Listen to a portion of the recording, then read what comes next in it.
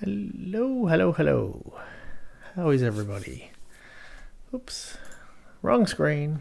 Oh, there you go. Oh, now you can see behind the scenes. I'm installing a V6, so we're waiting for Visual Studio.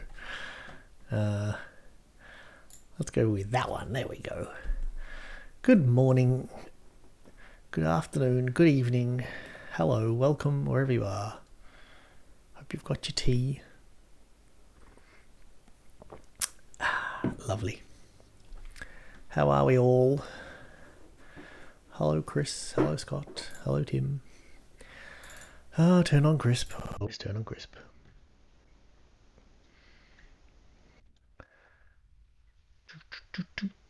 So the big question is, what are we actually going to do today?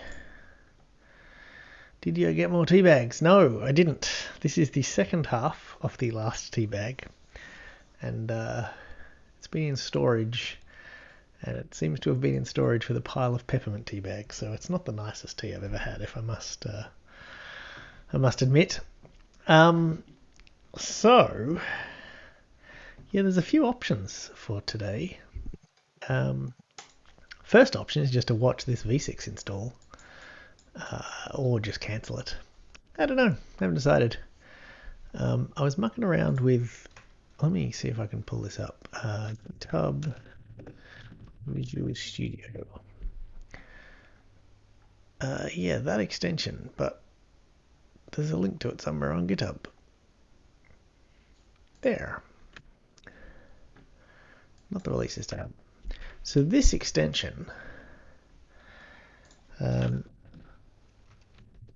Let's see if I can find a tweet quickly. Jamie Cansdale tweeted earlier saying, hey, does anyone want to have a crack at this issue in GitHub for VS? I've just learned that they're called V6s. Yes, well, there you go. They're called V6s. And you know the Windows installer MSIXs? Guess what they're called? You'll never guess. Go on. I'm not going to tell you. It's a secret. Yeah, I saw this issue here, and I was nerd sniped, as they say, because it just looked weird. I mean, why would anyone have braces in their file names? But so I debugged it, and I found the problem, but then could not get it running to like test my fix. And so he suggested I install this extension, which, as you can see, I'm currently doing, but it's taking a while. So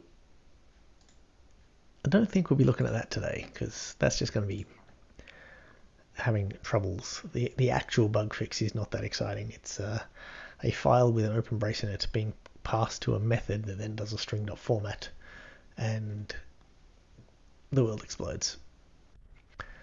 There is a pull request. It is by our wonderful friend Scott Holden, otherwise known as the Gubble, in this wonderful Twitch ecosystem. By the way, speaking of Twitch ecosystems, if you click at the bottom of the chat window, just under the send a message box, you will see a thing that says channel points. And if you look in there, there is channel points for naming a train. It's pretty cool.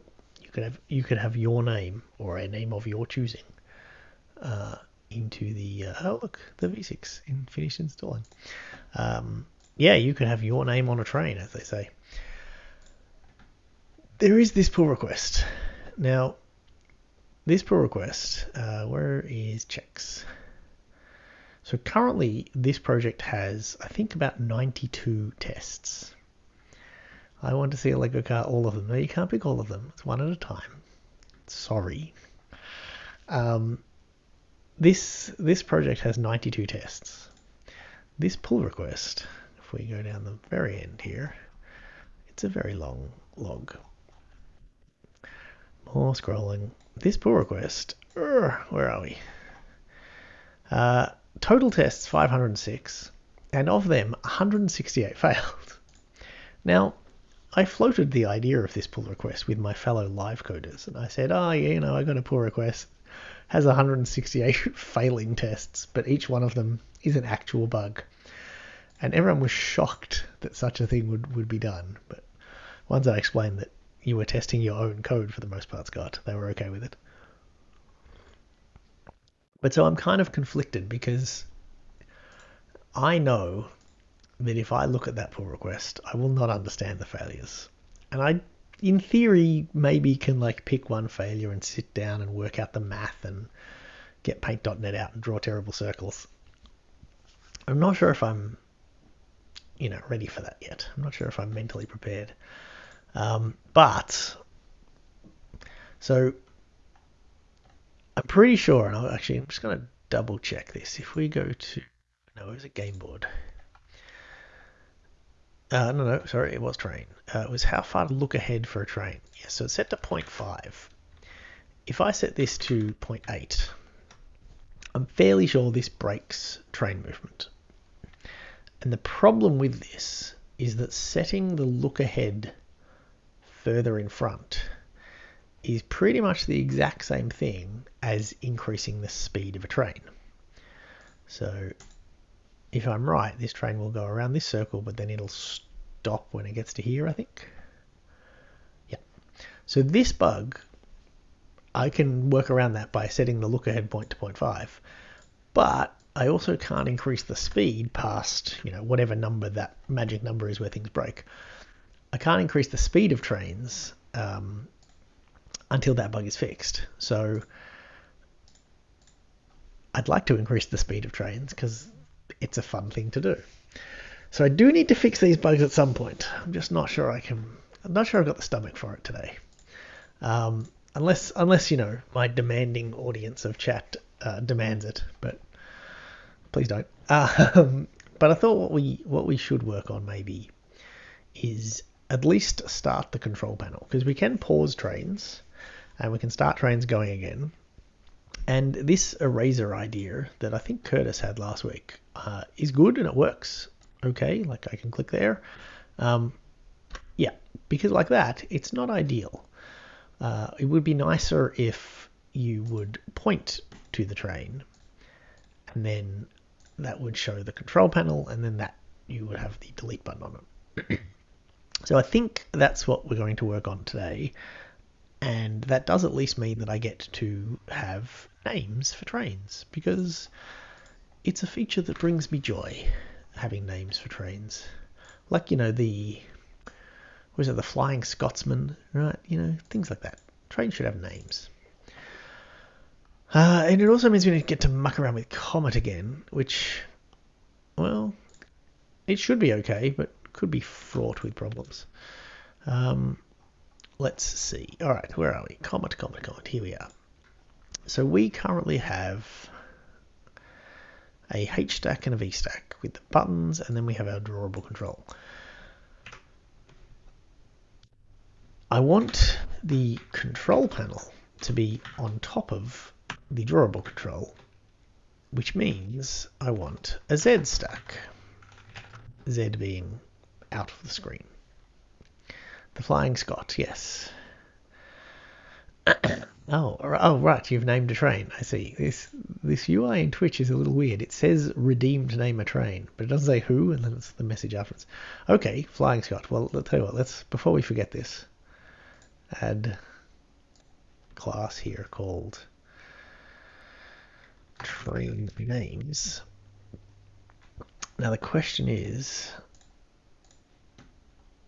the failing Scot. Have I set these prices too low? I have no idea how channel points work. How quickly do you earn channel points?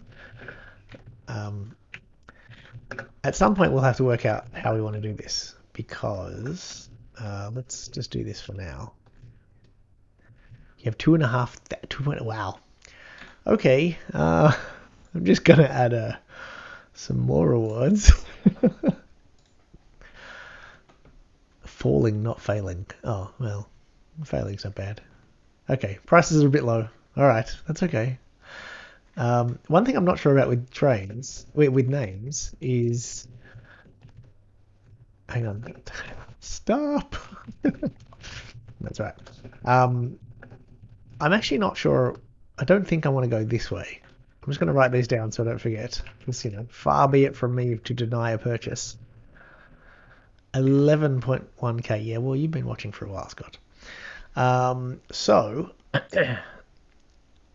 what I did in the JavaScript version or TypeScript version was that adjectives and names were separate arrays and picked randomly, and I think that's maybe kind of fun, but well, we'll see how many trains we end up with. All right, back to this. So a Z stack should, in theory, mean I can put I don't actually know what I want here. Is a panel a thing? No, I guess I want a H stack here. So I want the H stack to be on top of the drawable control. And then that H stack, I'm just going to put in some text. And I'm just going to check that this works. Because if this doesn't work, then I might just give up. And we have no hope. 500 by 150. And in the center. Center? Sure. So let's just see if that works. All the names. I like the randomness. Yes, I like the randomness of the old naming scheme too. Because then, you know, sometimes you will get the Flying Scotsman and sometimes you'll get something else. So that didn't work. And that's kind of annoying. And I wonder if... well, I guess we can do it some other way. I guess I can just reserve some space at the top of the panel here. There's plenty of room. That would be, in theory, then that would be a V stack. I think that makes sense. Let's give that a shot. Okay, so that kind of works. It's a little tall. What did I say? It should be 150. Well, that's not 150. That says fill vertical. I don't think that's 150. Maybe it is. The super steamer. Oh, I almost said streamer, but that's maybe tooting my own horn a little bit here. The super steamer. Add that in. If and when there is a web version of this or an iOS version of this, I can thoroughly recommend for kids playing this on an iPad and just drawing tracks. My kids loved it. Absolutely loved it. Can we add a border? Ooh, we can. A shape. No, a new rectangle.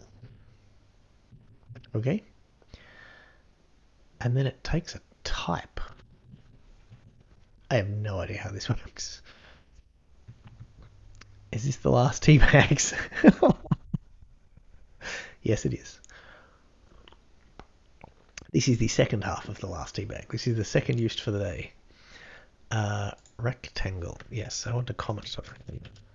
This is the second half of the last tea bag that has a distinctly peppermint flavour to it, due to being presumably stored with some peppermint tea when we moved.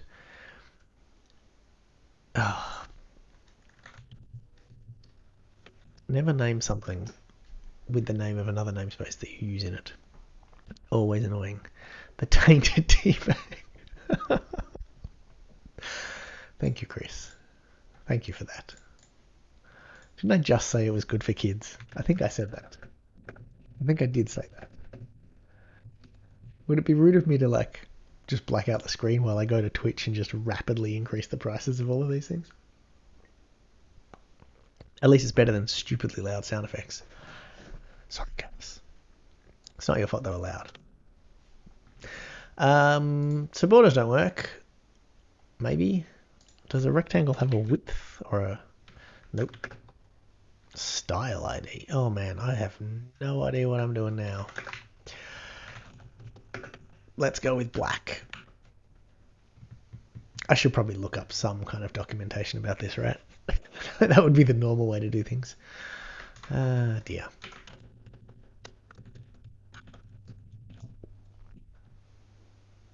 Did we build? Did we work? Oh. I don't know. Let's find a rectangle. Are there any uses? This was the wrong thing to search for. Random rectangle has a shape. Capsule. Transcontinental tuple. Wow, that is deep. We are transcontinental. Tim's in the UK. You're in Australia. That's transcontinental. Rectangle. Okay, so there's no colours. That's interesting. So I wonder what a style ID is when it's at home. Style extensions. A style ID of T. Whoa. What? Style ID. Name of label. Oh, that's interesting. Oh, so there's some built-in styles, maybe? Maybe? No, these are... Okay, yeah, these are built-in styles. Okay, so a text style has a... Alright, so then what about a non-text style? Is there a border style? Let's have a look. How do we go back to here?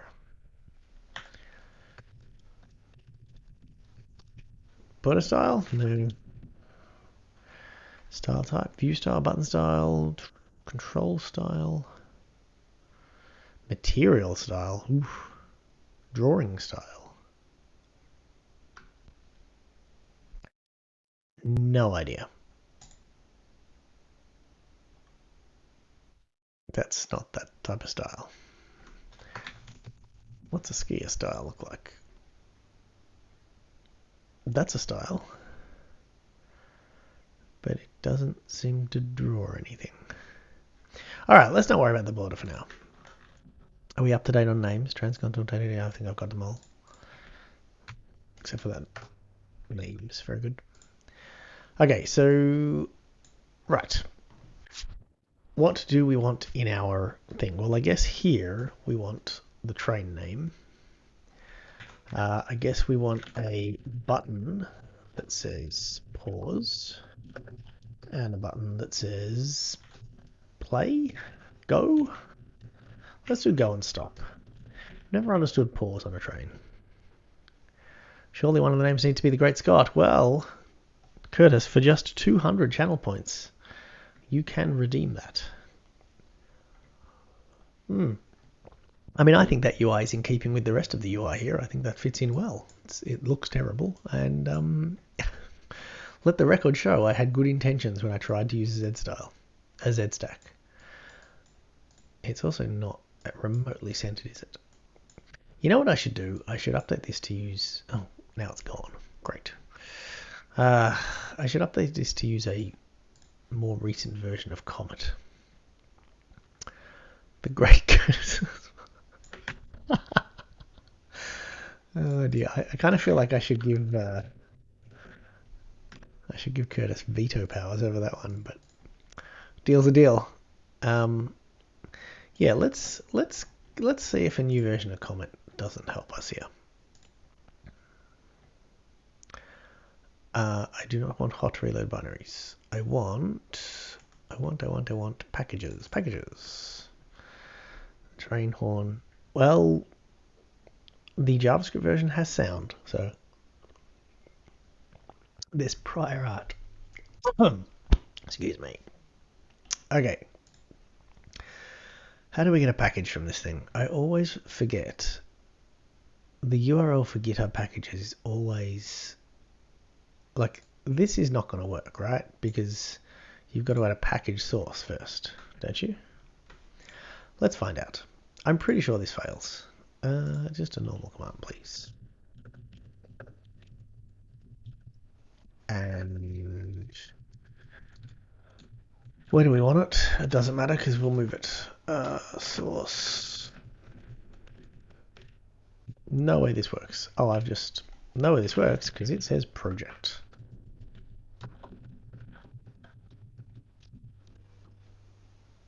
Ah, where'd the rest of my command go?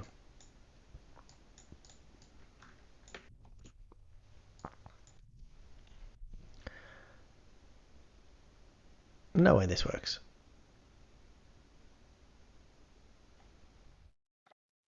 Oh. It found 10 versions on Nougat, but presumably not the right. Yeah, nearest version 2273, and we're on 328. Yes, so we need the package source. Ah, dear. And I'll learn more. I always end up Googling for this, but I want to... Ah, here we go. Nougat.package slash GitHub index.json. Yes, that's right. You need to add credentials. Oh no, to publish, install, and delete. Oh, maybe they've changed it. You used to need it to install one as well. Installing package. Using package on GitHub. Yeah, no, authenticate. Yeah, so you still need to authenticate.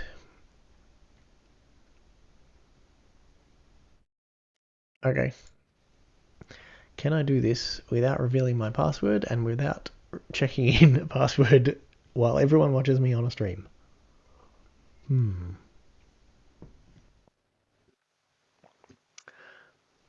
Can I do it without a NuGet config though? Probably not.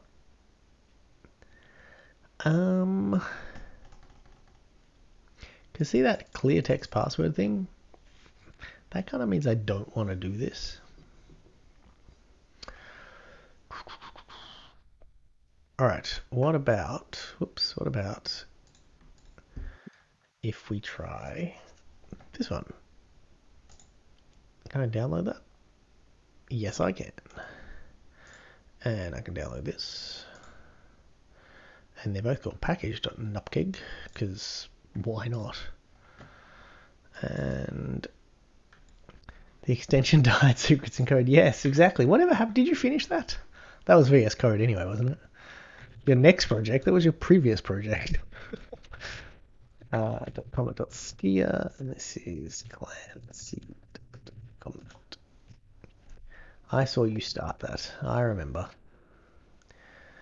Okay, so back to where are we? This window. Code. Let's just put it in here for now. This is probably a terrible idea, and I shouldn't commit them to Git, but well, I'm also assuming, and I could be wrong, but I'm assuming nobody has actually cloned this repo and tried to get this building. Again, could be wrong. Happy to be wrong. Whoops. Wrong browser. This one. Let's see. Does it restore? The next one is going to be correct. Packages. No, not there. Packages, not there. Okay, I'm guessing this was not found. I thought you could just do that, and it just found nupkegs. Did you know they were called nupkegs, or pronounced nupkegs, Chris? Package restore failed. Please see error list window. Okay. That's lots of errors. Guessing there's one here that says I couldn't find that package, but I'm not sure I need to find it because it's pretty evident. This makes me happy. What, seeing my build failures or hearing the word nupkeg? Yes, cannot find a package. Why not? Look harder. 3 versions, found 0 versions in code packages. Why is that? Yeah, build failures have never before. Well, thank you. Thank you. So along with NuGet packages, you can also produce symbols for NuGet packages. Maybe that's why. And symbols are stored in SNUPKG files, which are called snupkegs. True fact. That may not be true. I don't know. I don't know if this pronunciation is official. It's just what I've always called them.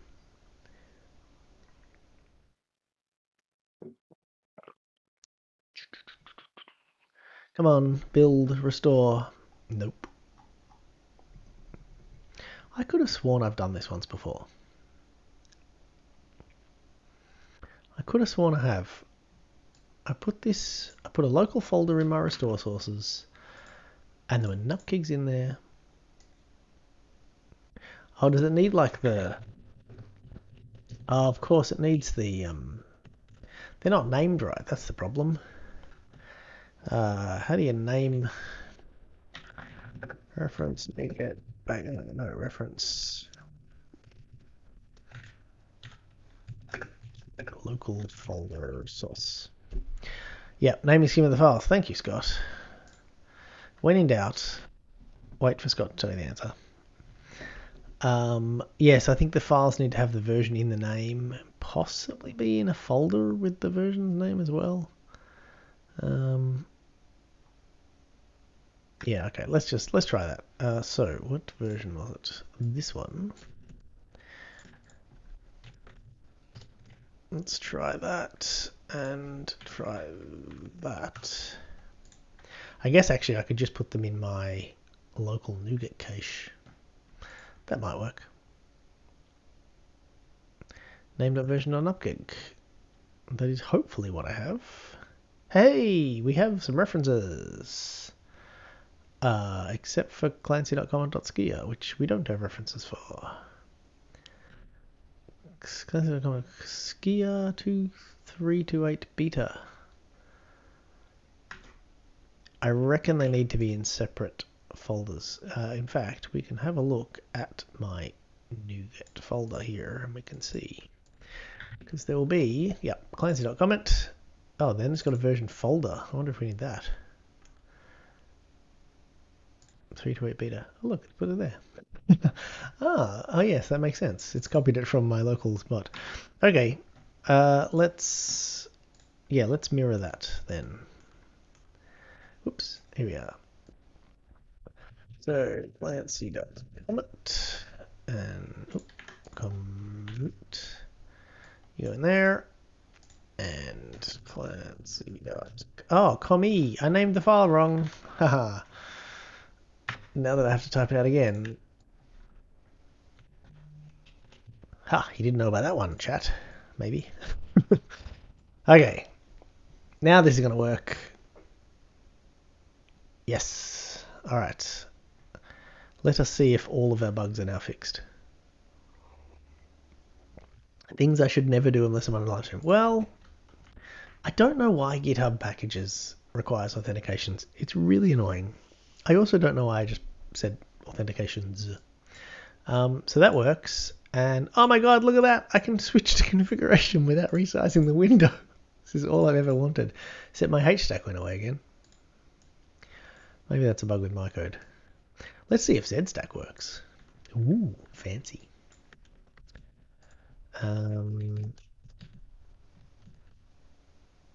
Wait. Nope. Wait. This one. Come on, ZStack. Nope. Unless... Where's my startup code? Did I end up doing something? Like... No, I didn't. At one point, I think I had something that took away the native handlers. Yeah, so that's what I want, the manage ZStack handler. Okay, well, possibly I don't know how to use it, or possibly it doesn't work, but that's okay. We'll fight along with this. Okay, so what we need to do here is we need first of all, we need to only show this if there is a currently selected train. And secondly, we need to show the details of that train. So let me introduce a local for that, which is frame role panel. And basically the same thing as this configuration shown. So what we need is, I guess, a state of a train, which is current train. And I guess that needs to be null. And then we can go here and say if our current train is null, then spacer. Maybe we want the panel there all the time. Otherwise, it's going to jump around. Okay, we want the panel there all the time. Change my mind. But what we want here is this text. We want it to be the current trains. Oh, we don't have a name yet. Boop, boo. Try that again. This is a binding. Yeah, let's do a function. So we want this to be current trains value name, which I will create in a moment. I will create right now.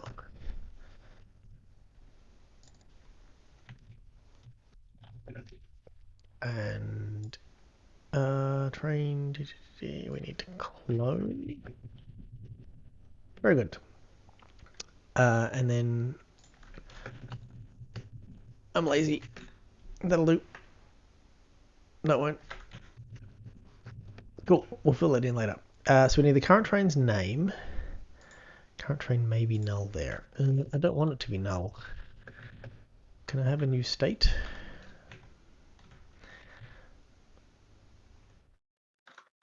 I guess the value's null. Well, maybe that's the same. Let's see what happens. We'll do that. And okay. Well, yeah, let's go with that. State of train question mark. Possibly, but I have a feeling state already. So because Comet hasn't been annotated, there is no, like, that doesn't help us, I don't think. Well, it doesn't look like there's any null checks here. Maybe value ref rule ref t reference equals ref value. That's some good decompilation there. Val equals default of t, and then if it's null. Wow. Yeah. I mean, it probably, if I did that, it will probably complain if I don't have a question mark there. Yeah. So that's, yeah, I guess that's handy. But yeah, nullable doesn't actually affect what you can put into it at runtime. All right, so we need to set our current train. This could be a big problem because we are not set up for anything remotely like this. So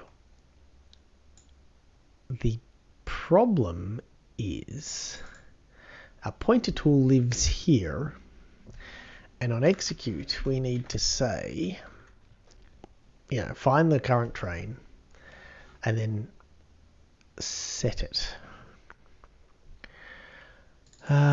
So we either have to make this a game concept.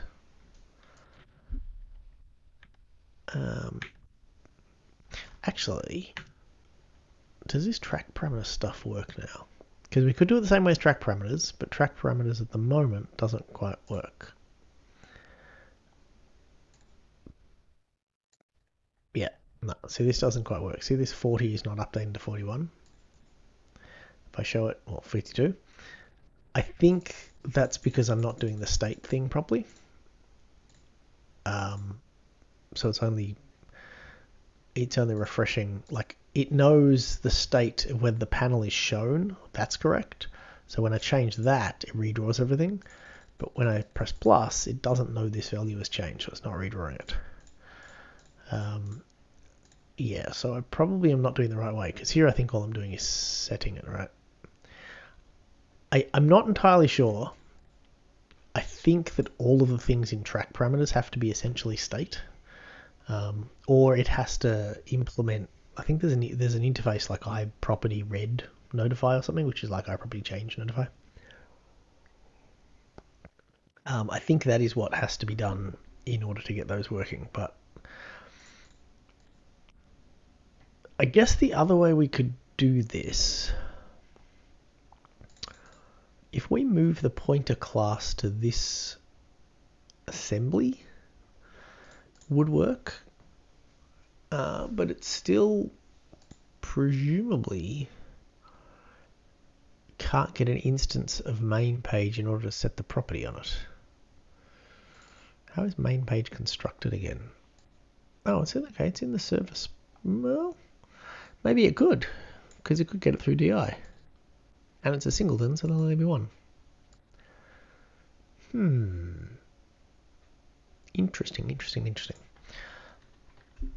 Let's try that. So if we grab this fella and put him up here, whoops, up here, and fix up this just to be fun. All right, so this now needs some more things.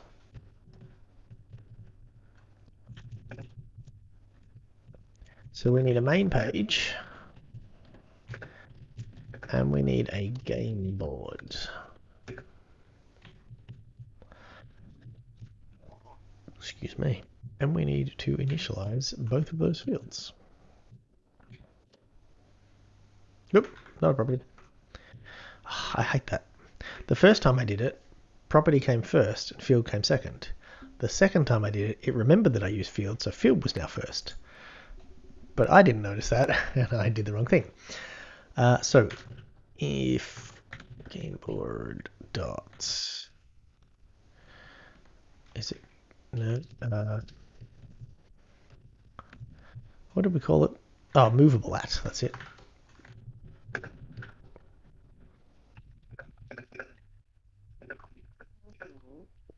Frame. So main page set current train to train, and this is probably an iMovable. I'm just gonna do this for now. Nope, apparently I'm not. Use pattern matching. Fair enough. Makes sense. All right, and then here we just need to go current train dot value equals train. Oops, train. Okay, so in theory, no, yeah, okay, I do want this to always be, because you never set, the state is read only. Yeah, it's the value of the state. It's never assigned to it, always has value to, no, it won't. Come on, catch up. I'm assigning it to it right there. Let's ignore the compiler. What does it know, right? Ah, there we go. Green squiggle's gone. Awesome. Are we building? Yes. No, maybe not. I bet there was an exception. Oh no, maybe we're not building. 11 errors. Yeesh. Oh, comma, not a semicolon.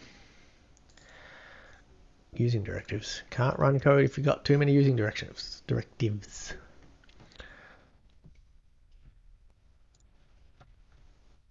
Build succeeded. All right, so now if we put a train down and then we point to it.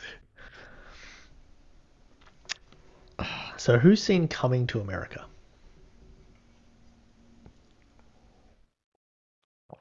The joke at the end, where Eddie Murphy plays the old Jewish guy, is the best part of that film. Where's the pointer? Ah, dear. Okay. Why would it not find a pointer tool? I guess it's... Well, no, if it wasn't scanning that assembly, then it wouldn't find the main page. Oh, it's not. Oh, right. We manually add main page there. Okay, cool. It's not scanning that assembly.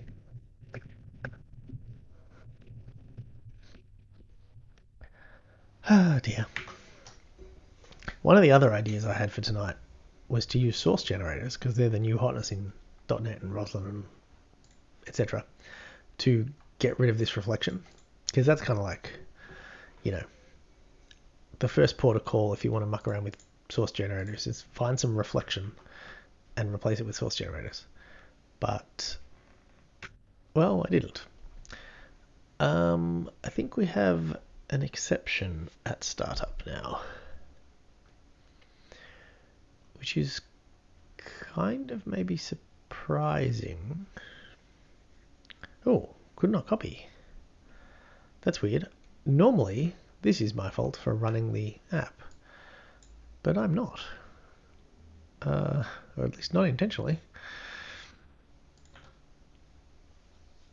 Oh, we have an orphan process. Cool. That's a first.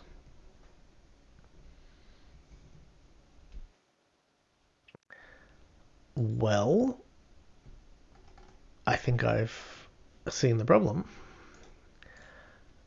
What's the bet? It's like an infinite loop before it starts up.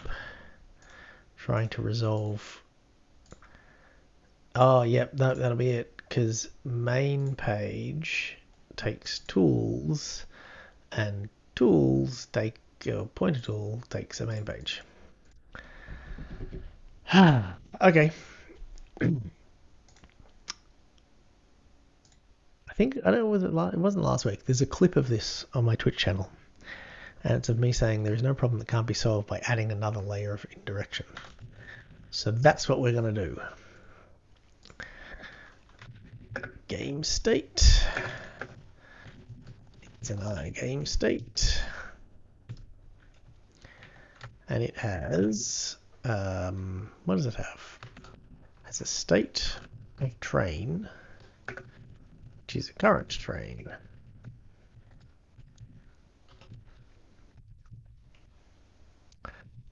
That's the set current train method.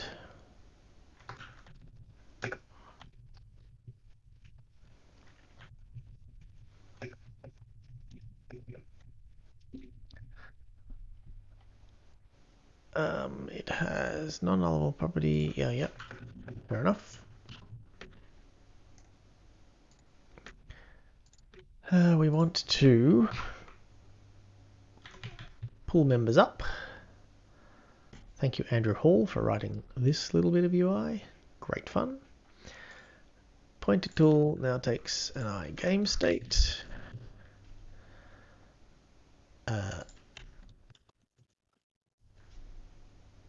That would be cool if it could rename both of those. Game state and main page also takes I game state. Get rid of that, and where are we? Building state dot current train. I should probably just have that return a train, but let's see if this works. See, layers of indirection. Ooh, inconsistent access parameters. That's not my fault. I didn't generate the interface. It's Visual Studio's fault. Public. That's how New Zealand developers. I shouldn't say that. I apologize. We don't need this anymore. Come on, please. Hey, we have a game. I can click a terrain. I have a pointer tool. If I click on a pointer, yes! Something happened. Alright, can you even see all of that exception? I'll just scroll. There we go.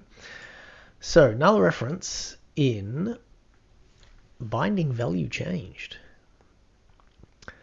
That's interesting. I'm trying to work out what would be null here, but I do not know. To the debugger. So Game state shouldn't be. Well, all of these shouldn't matter because they've got null checks up the wazoo. This shouldn't be. The value shouldn't be because of that. This is very interesting. Very interesting indeed.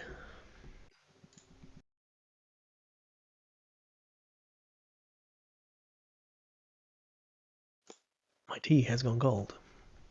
Alright, train. I wonder why the order's also wrong.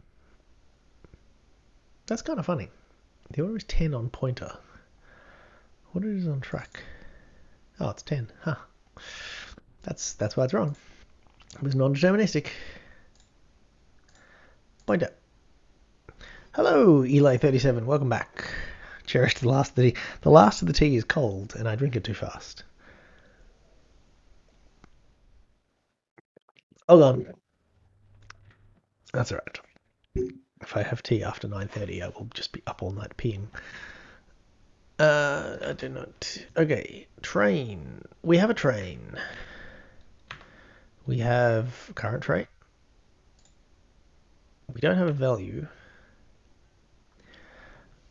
That's fair. Is it because the previous... Maybe it doesn't like nulls. Do I have good progress? Define good progress. I'm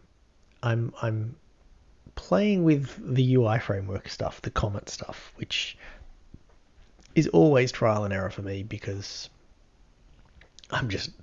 because that's just the way I work. I trial and then I error. I should probably be trying all of this stuff, in a safe working environment first, but let's not worry about that.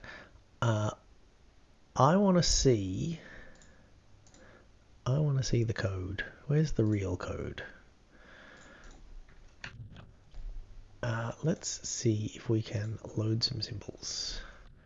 We can't. Let us decompile. Thank you very much. Give me symbols. I want to see what's going on, because if the value can't go from null to non-null, then I'm going to have like a dummy train or something. Yeah, current value. Grr. So current value is null. Oh, wait, what? Oh, no, yeah. Yeah, sorry. This current value is null, presumably. Yeah, must be. That's kind of annoying. I wonder if that's... Well, it can't be a bug in... I mean, it could be a bug in Comet, but it's more likely that I just don't understand how you're supposed to use Comet and that value shouldn't be null. But for my purposes, a non-null dummy train is kind of really quite annoying. Oh, hang on. Actually, that current value, that's the value of the label text. So actually, I can probably work around that. I can probably do like no train selected. Maybe a label's text shouldn't ever be null. That's a reasonable argument to be made. No train selected. Okay. Train pointer. Click. Well, that kind of worked. Kind of didn't, but it kind of worked. Let's see what is going on. This is my one frustration with Comet, and it's kind of a big one because I don't know if this problem is because I'm using this wrong or because Comet is not redrawing properly. So the name here, is coming out as a value. So this text should be getting a value. It's now happy. We've presumably updated the state, but it's not displaying. Although the buttons did move. So the label updated itself somehow.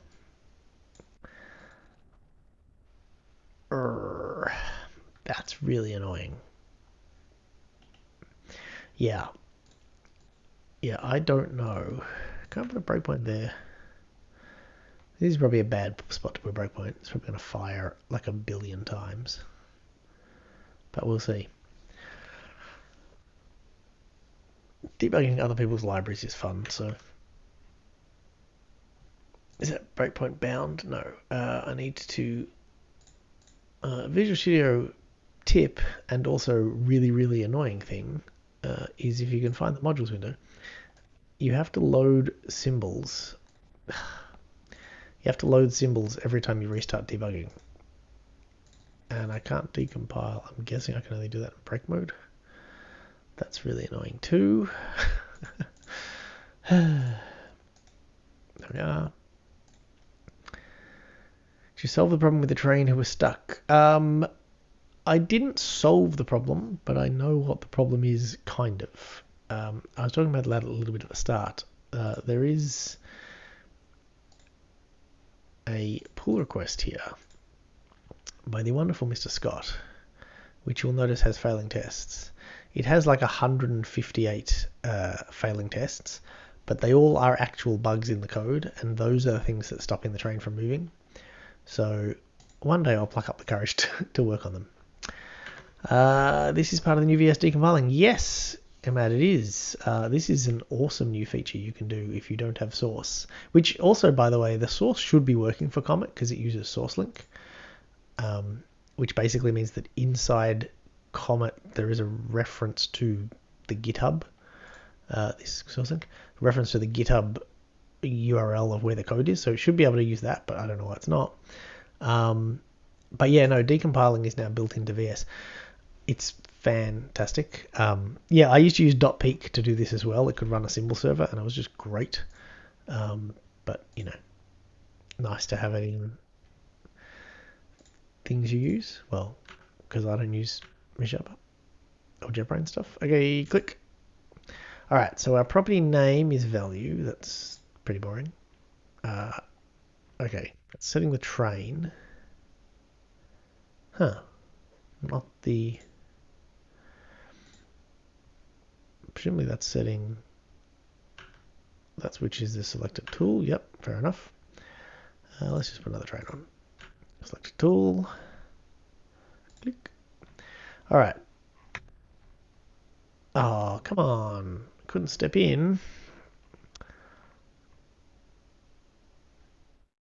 That's frustrating. Do I still have a breakpoint there? I don't. I should have kept that breakpoint. Oh, okay, here we go. Set property value.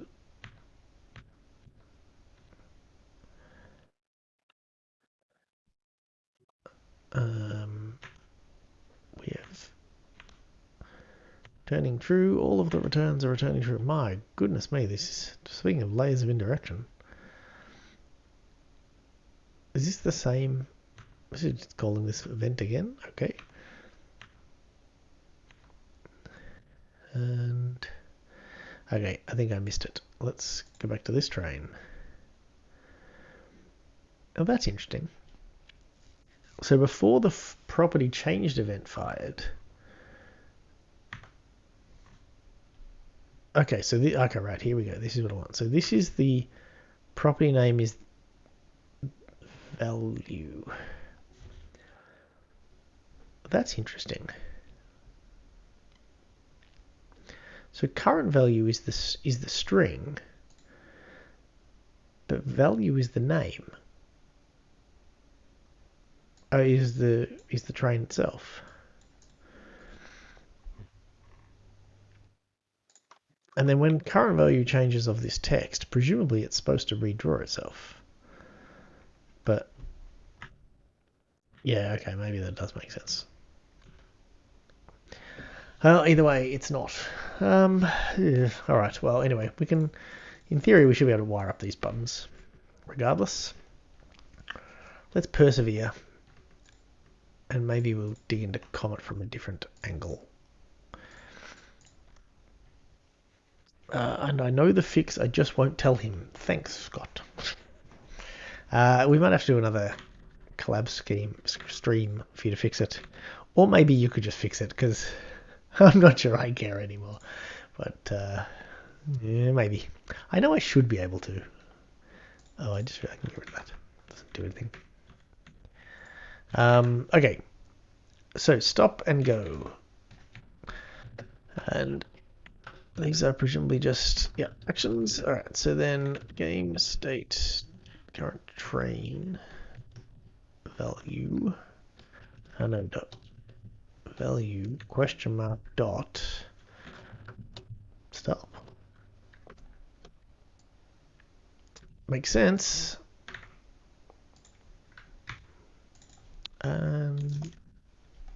Start. I know I said go there, but I don't like a method name called go. Got the code ready, but I don't want to spoil your fun. Yeah, well, as long as I'm allowed to have the Wikipedia page for Sokotoa open. Alright, so how do we stop a train? Do we not have speed? Wow, we don't even have speed on here. Okay, we need some speed.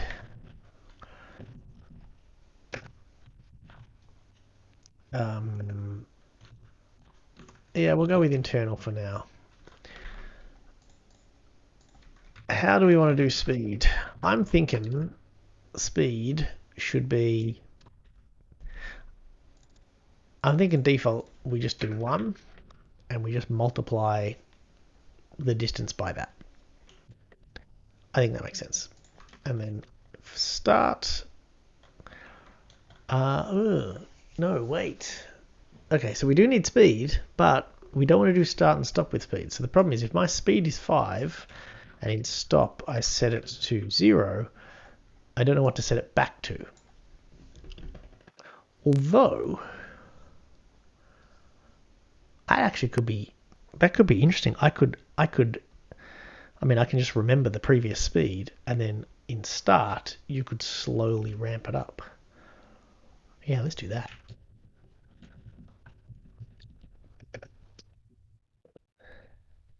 Let's do that indeed. That sounds awesome. Speed. Speed. We'll ramp it up eventually. Okay, so that works. Fields come first. Thank you very much. That's property. All right, and let's do this. We're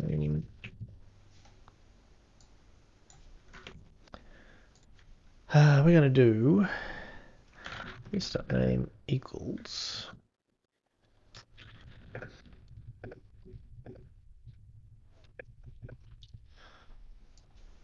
random dot what's it next 0 to train names dot length,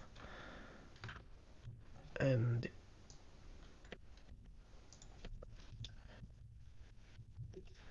there we are. Random names. Change in speed over time. That nearly sounds like acceleration. Well, yeah, it does. What? Yes. I don't know. You just, when you go start, you set off a timer that slowly increases the speed. Seems, you can call it acceleration if you want. I vaguely remember my year 10 physics. Right, what was I doing here? Oh yeah, stop and start. Speed. Okay, let's add some... Ooh. Let's add some speed in. So our distance needs to... Oh, we have a speed adjustment factor. Oh, that's our fudge number for... Oh, was that global speed? I'm not sure. Maybe that doesn't need to be there anymore. But anyway, and then we'll go by train.speed, and just for sanity, we can just skip a train that's not moving. Okay, so go and stop should now work, even though displaying the name isn't. Semicolon after method. Oh, jeez. What's wrong with me today? I'm putting semicolons and forgetting semicolons. Anyway. Okay. Put a train down. Click a train. Nope. Oh, yep. And stop. Cool. Yay, it works. That's good. It means I don't have any excuse to not work out why the name of the train isn't displaying. I've just thought of another problem though. When you add a train, it should be selected. But that would mean moving another tool into this assembly, which seems wrong. This is an interesting dilemma. This now uses game state. So maybe this could move down. It does reference Comet, though, for its state here. I wonder if we... Yeah, so like if we implement iNotifyPropertyRead and iNotifyPropertyChanged, state is essentially an example of this binding object that just does a bunch of boilerplate for you. But actually that won't even help because iNotifyPropertyRead is in Comet anyway. It's not a real thing. Do we bite the bullet and just say, yeah, we're using Comet? And then that way the game state can come down into the engine. That's not the worst thing in the world. Comet does support Blazor. So the fact that this trains.web doesn't use Comet, doesn't use this main page is actually kind of silly.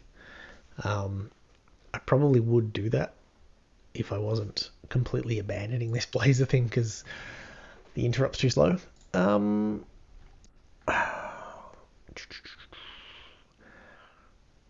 Yeah, I'm not sure.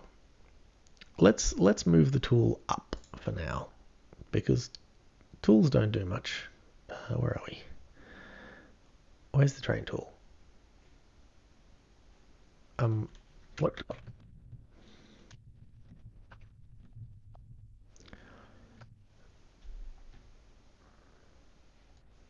No, not main page, train tool. Oh wow, I'm blind. Yeah, let's just move that up. It's kind of much of a muchness whether the engine references Comet or this becomes... Like this library is not strictly speaking UI. This is still a net standard library, so it can go here. So this is Comet. We need some usings and we need game state. I mean, you know, probably we should move all of the trains and the tracks into game state as well. And probably most of the rest have got game... Like, game board is kind of game state too, really. It's just that this references the Comet stuff, so I feel maybe a little bit uneasy about that.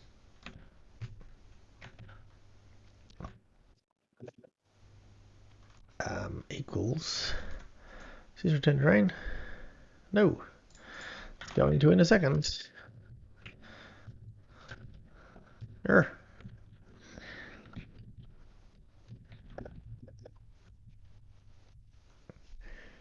I guess it's an unmovable. Oh dear. One day this iMovable thing is going to be worth it. Until then, it's kind of a pain. It's probably a matter of Yagni, and I should get rid of it. But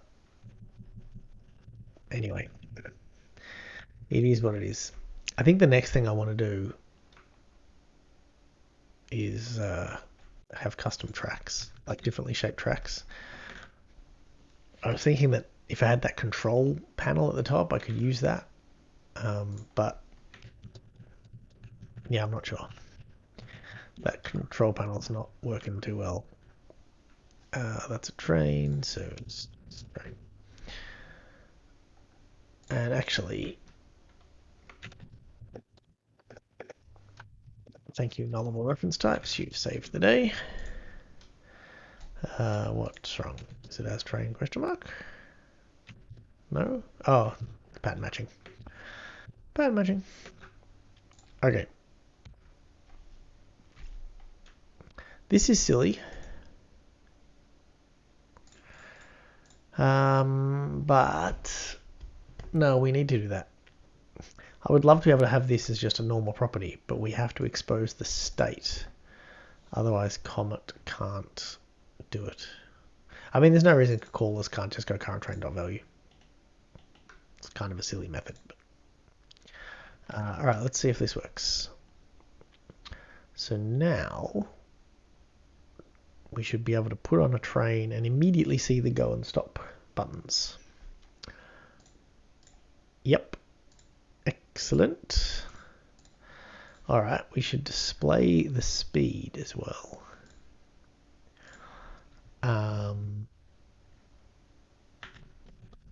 Kind of feel like they're backwards.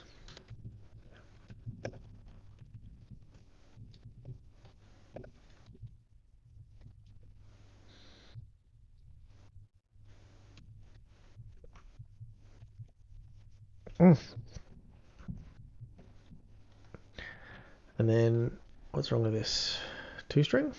Yes. And I guess I need that. Otherwise I'm going to get that null reference exception again. But what's about this won't display either? That's so annoying. One of the reasons I got this package, the dev package, was because I was pretty sure the WPF bugs are fixed. Like, this is fine. And see, that's gone away now.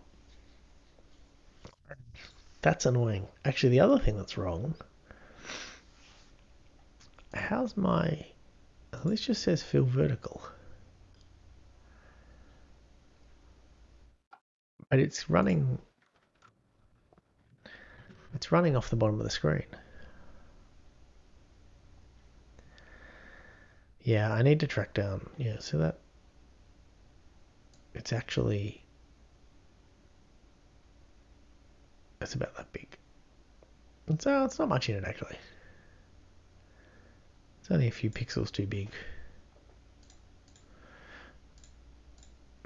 I really need to track down why these layout issues, but yeah, it's just hard knowing whether this is just because, like, Comet is, it's open source, which is doesn't necessarily get full-time work, especially at the moment, because I'm sure James has lots more interesting stuff on his plate preparing for build.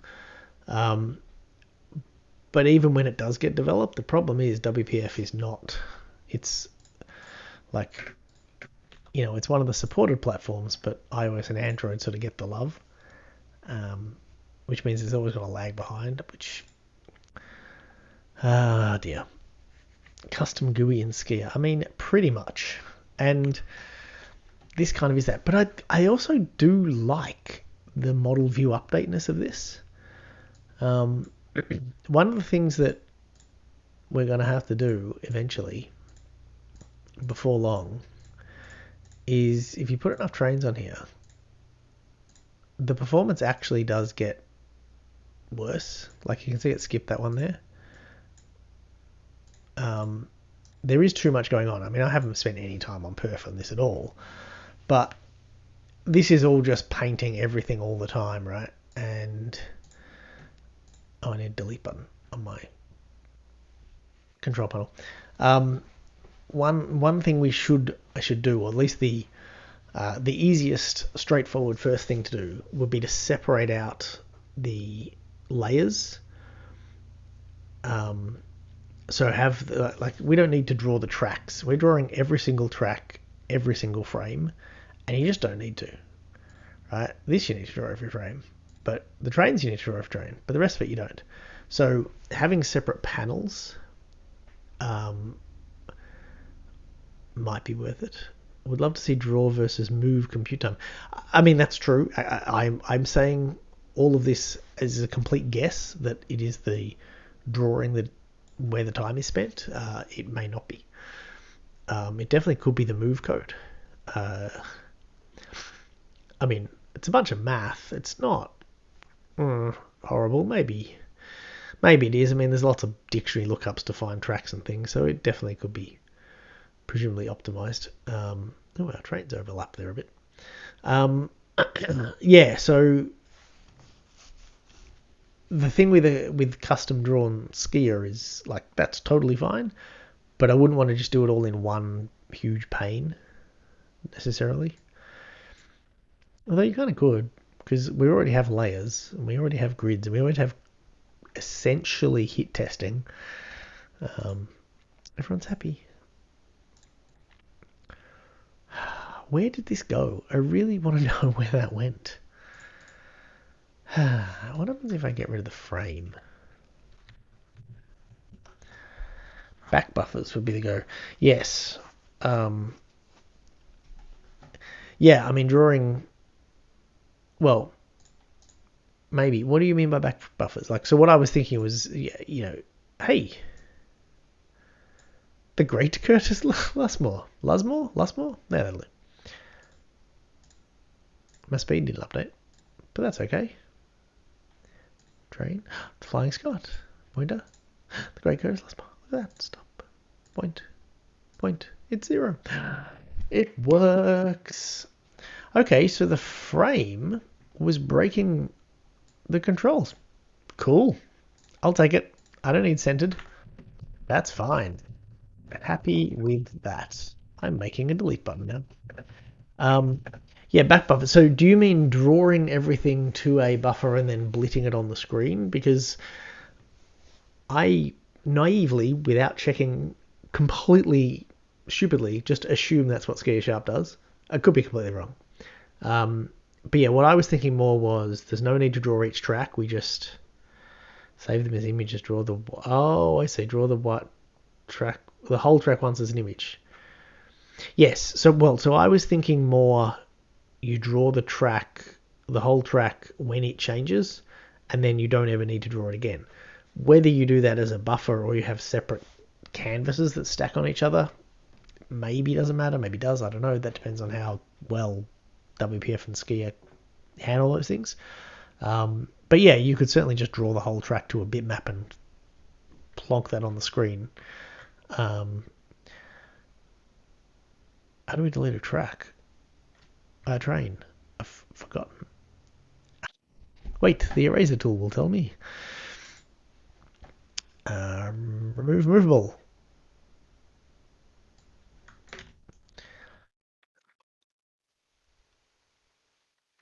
Do we have a game board? Oh my god, there's so many. Okay, hang on. No, not change signature. Would you offer me to wrap? Offer to wrap. What? Don't tell me that's a new feature in Roslyn that hasn't shipped yet.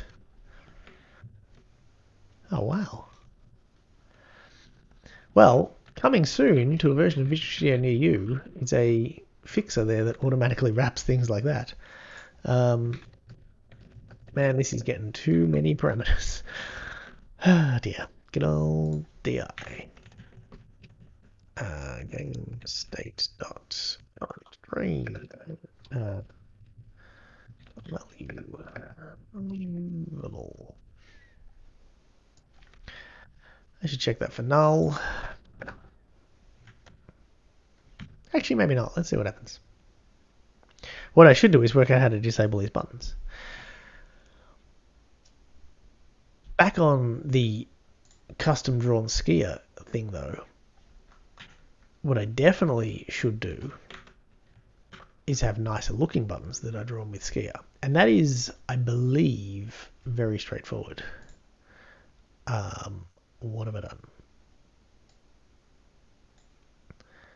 Button. Commas. Oh, that needs a semicolon.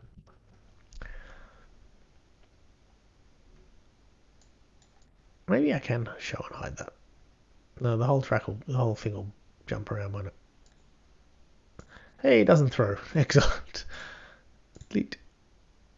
Cool. We should clear that.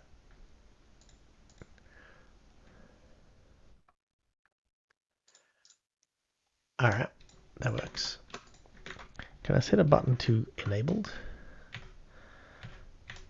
No. Arrgh. Disable? No. 90 style game UI, so the form looks like the inside of a train with the board in the front window. Like an old Broderbund game. Oh, now I've got to make this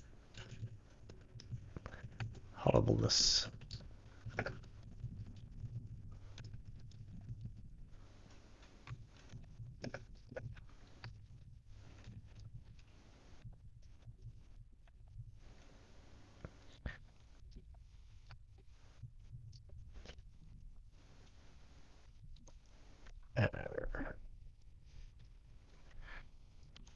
Is that going to be nullable, I guess? Which means that needs to be nullable, which is probably what it should have been.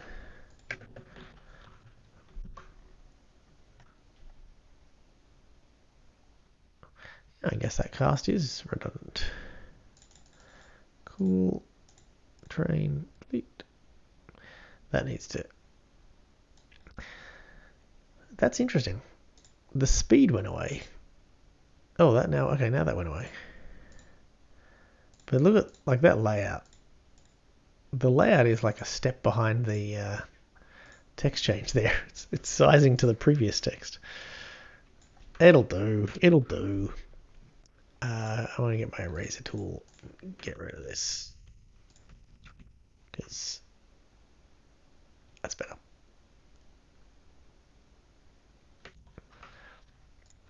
Alright. That looks alright. I really wish that Z stack would work, because yeah, having the control panel there all the time is a bit annoying. I have such a love-hate affair with these UI things. Like, I did WinForms, that worked but was ugly. I did Comet, that worked but it's ugly. And it doesn't quite work doing the showing and hiding things, which I kind of wanted to get for free. I did Blazor, but the game is so slow that I didn't do anything else. But the HTML would have done the showing and hiding for free. Like, I don't know. Maybe I should just do it all in Skier. And then it really doesn't matter. I can have anything cross-platform, whatever, as long as it's a Skier canvas, which there is. Check to see if there isn't a train on the track before removing. Yeah, that's probably a good idea. I wonder what happens. Yeah, it stops. It keeps going again. Eh. Yeah, I probably should do that. I mean, it probably should. I'm surprised that it didn't. Like, I made the eraser tool erase trains, but it didn't change the validity checks. Why is that now the wrong height? Yeah, so then fill vertical does nothing. Maybe I need to fill vertical this. Thing is, like, I can't blame Comet for any of this, because, like, I could just be using it wrong. Whoa. That's full. That is full. Do I need to tell it which one I want to fill vertical of the two?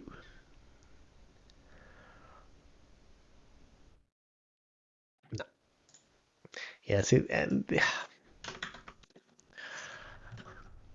well, I've done WinForms, I've done Blazor, I've done Comet. Should we just throw out the thing and go to Skier? Well, I guess that's going back to WinForms, actually. Oh, I suppose it could be WPF, but it doesn't matter when it's just Skier. Alright, that'll do. Alright, so I'm going to check this in. And now I have the $64 billion question. Which is, what do we do next? And is the thing we do next trigonometry? And should I check in this package as to targets? Yeah, why not? But I should do it separately. Alright, so panel.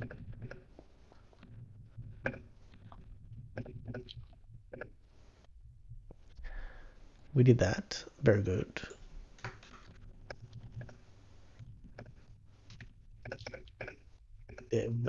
Dev bits. Packages to targets has a full-on path. Is like ms build this file path, I think. Hang on. Let us Google. How do we get the path of the current ms build file? ms build project directory. Yeah, project directory works. But I'm pretty sure there's a... Yeah, this file directory. But... wait, do I want project? No, I don't want project directory. Because project directory changes for each project. I want this file directory slash dot slash packages. Did that work? Yep, still referenced. Alright. The only thing is the actual packages aren't checked in. And I mean, that's just going to be because of my git ignore file. It's probably not the worst idea to check them in. It wasn't exactly trivial to get them. Can you get to your git ignore file in here anymore? No. This is the new Git window in Visual Studio, so it's like a cut down thing. Team Explorer just says, no, go away. You're using the new one. But maybe I can go to settings and git ignore file.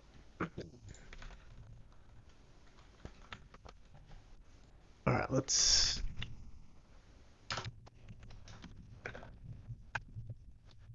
And then, is it minus packages? Can't type. packages. That's what I said.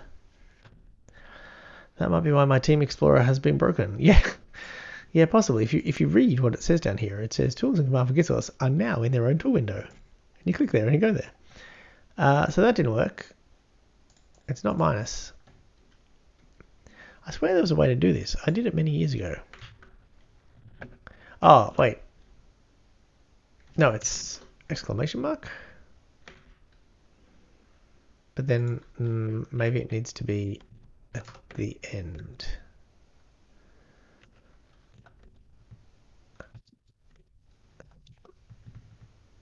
Is it the wrong slash? What I said about trial and error.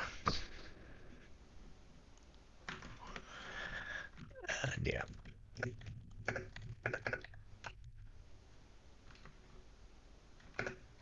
I think actually you can probably just add them, can't you? What the? Add files to git ignore. No, I don't want that. Force add despite being the git ignore. That's what I want. Oh, just force. Don't want to do that. It's a bad idea. Unignore. That's what I want. Hey, it's exclamation mark.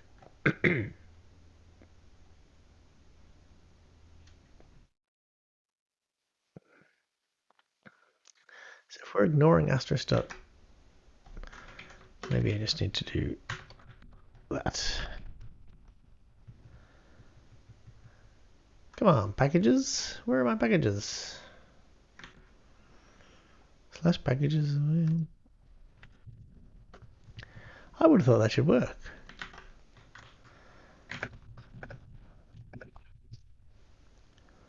Path glob as folders. I'm not sure what you mean. Path glob as folders. You mean like that?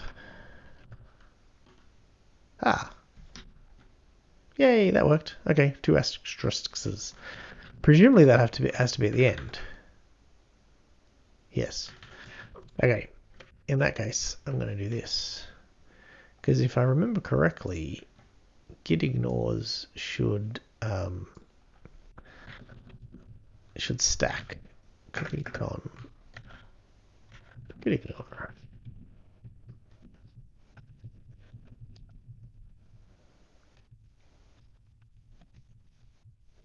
I think it might just be that. Yay! Alright. Yay for committing binary files to Git. Ooh. Alright, there we go. Cool. So, half an hour to go. Oh, do I dare? Do I dare with the PR? I feel like it's so late to try math. I really do. But I'm willing to give it a go. Maybe it's easy. Let's check out the code. And we will see what happens. Acceleration, current speed, and max speed. Train speed up and slow down. Well, eventually. I can't do speed yet. That's why I'm doing this PR. Hello? Oh, did I already do this the other day? I did. Ah, my bad.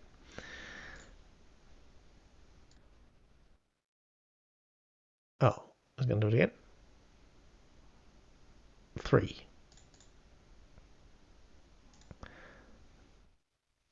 Oh, okay. Right. Yes, force checkouts. Let's go.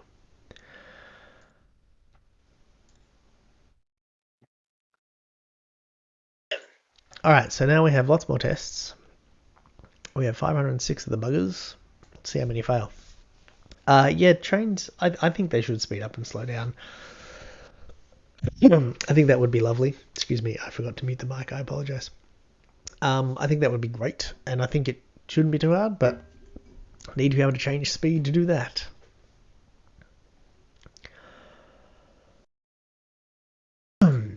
Wow. 168. Well, that's at least consistent. All right, which one is the best one to pick? So horizontal works. Vertical works. I guess, well, right down is the one where we know there's a bug, and clockwise from bottom is the direction where I know there is one, and beyond cell is the scenario I know there is a bug, so okay. There's definitely a test case that covers it. Ugh. So the actual expected is 1.1 and the actual is 1.3. Oh boy. Okay, what are these? Initial left, initial top. So we're starting... Alright, hang on. Let's get out paint.net. Let's do this. So we have a cell. Here is our cell. And my layers window is not on screen. So we are starting at 0.5 initial left and 1 initial top. I didn't think that was possible, but okay. So that is our train, represented here by a red small dot, is here. Down there. Its initial angle is 270. Now, is that the train angle? Yes, because we're passing to train position. So 270 is facing up, so we need an arrow facing up. Oh, look at that. Fancy graphics. So there's our train. Oh, I should draw our track. The track, which is a circle about there. I should pick another color for the track. Blue's good. Okay, so that's roughly our track. That's where our train is. Cool. And then the distance to move and the expected distance. Okay, so we're asking to move movement distance of 45 times 3, and we're expecting to move 45? If we're expecting to move times 3, that would be around there. But why are we only expecting to move 45? Shouldn't we move all the way to there?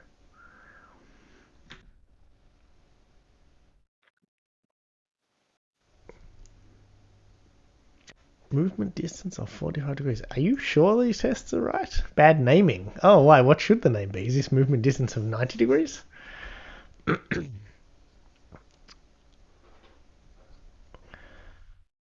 Bad naming. Maybe it's bad tests. Maybe my code is perfect. Probably not. Expected position is 1.1 f.5. That makes sense. It should get to there. Expected leftover distance. Ah, I see. That makes more sense. Okay. Expected. Really? And that's in the train position? Oh, yeah, that makes sense. Expected leftover distance. Okay. All right, that makes sense. Yeah, that checks out. 0 is our expected train angle. That checks out too. All right, I guess we debug this thing and see what happens. So we expected 1.1 and we got 1.3.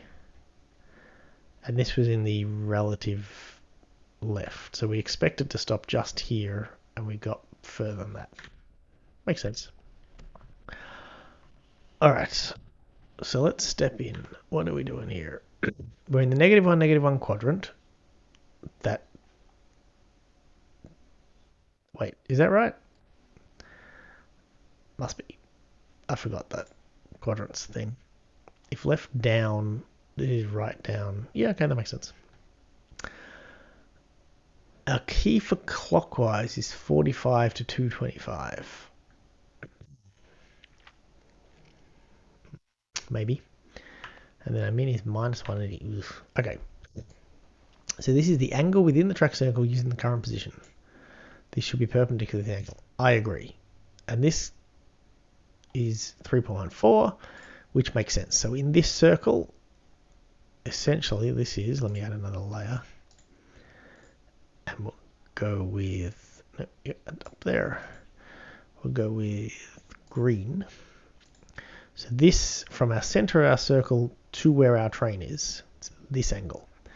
And so 180 is correct.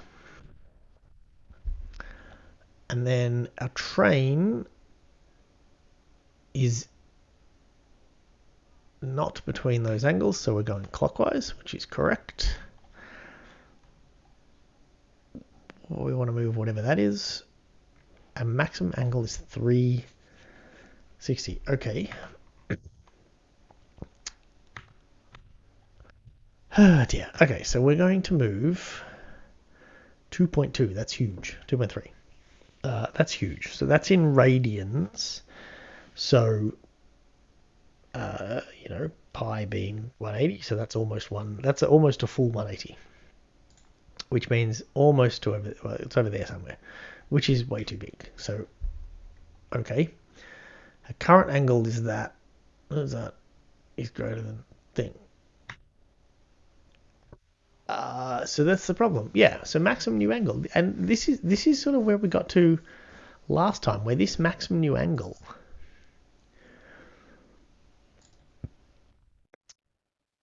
But hang on. So no, where we got to last time was this maximum angle should have been 270.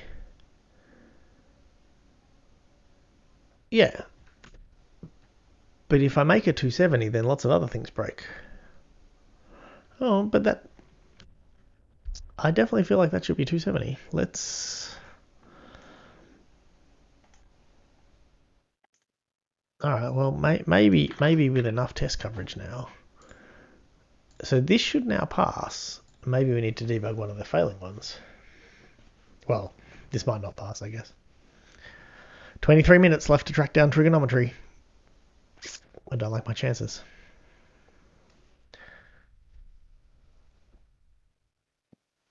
Okay, still failed. Bugger. Although, interestingly, it's closer. It didn't go as far around. Oh, that one did. That one went further. Okay. Debug.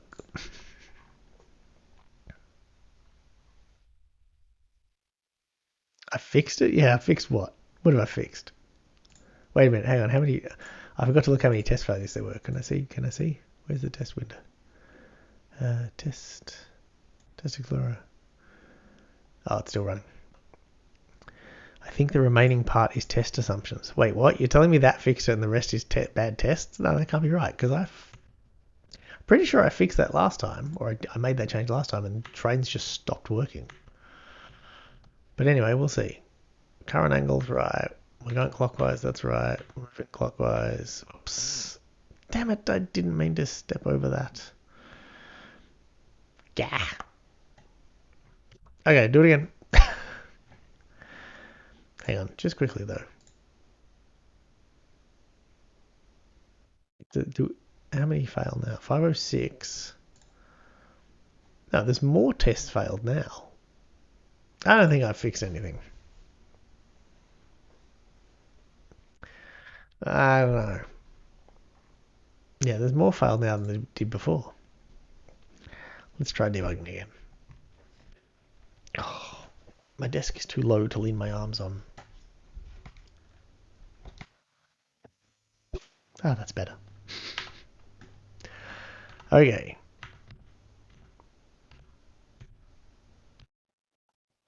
Do me a favor and change line 136 of this file. No. Oh, this here, angle over to plus 0.1. Is it 137? This one. Oh. I was going to say, I thought 1.1 sounded too much. I thought we did 1.001 and 117. Oh, so is that... But is that just because of your test data? Like, that's... All right. What the... Okay, we've crashed. Hello, cat peasant. That feels weird to say, but hello. Just because I'm unimaginative and use my real name on Twitch doesn't mean everyone else should. It just feels weird greeting someone who is a cat peasant. Maybe. If all of these tests pass now... Well, okay, maybe they will. I mean, I guess this bug could have been... No, right. See, this is still 1.05. Again, it's closer. But, like, I'm pretty sure last time I changed... Well, I certainly changed the 360 to 270, and it didn't work. Let's just test this the fun way. Oh, no, I need to up the speed, don't I? But I'm pretty sure it actually... No. Okay, let me up the speed again. Train. I have a problem seeing. I'm in the wrong project, that's why.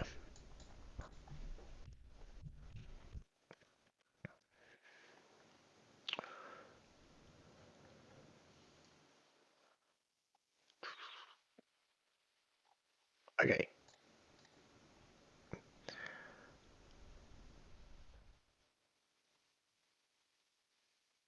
Yeah, so that's still broken. So definitely, okay, so that may be part of the solution, but it's not all of the solution. Let's go back to debugging. Scotty is now questioning everything he wrote in this pull request and wondering where he went wrong. Which is fine, because I certainly don't understand it.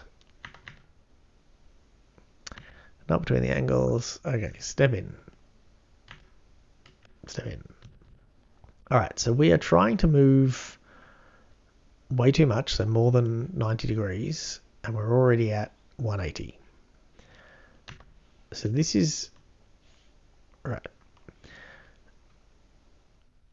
our angle to move, a current angle, minus the maximum new angle. Now that maximum new angle,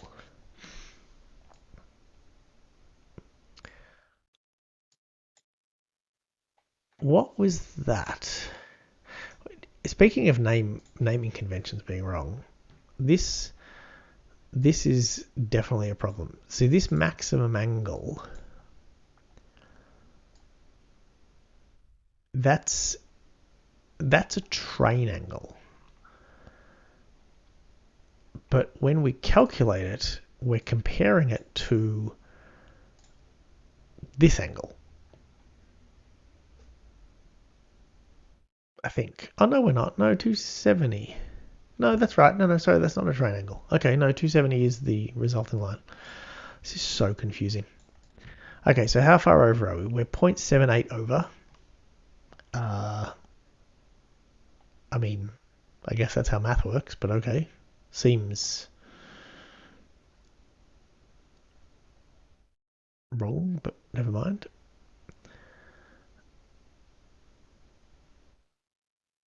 So then we set our current angle to be just over 270, which is fine. And then we get rid of the distance times 0.5. Oh, that's the radius. Oh yeah, angle times radius. Oh no, wait. Oh yes, angle times radius to get back to a distance. Yeah, that makes sense. So we're going 0.7. I mean, the problem is I can't reason about these numbers, but that doesn't seem horribly wrong. So we return our angle. We get back an angle for the train of 365, which again makes sense. That's pointing, well, it's pointing slightly down, which is weird. It probably should be closer to 360, but let's call it even. So that's fine. The distance we have left to go is 0.7. Sure. We keep this within 0 and 360, so this will now be 5. Yep.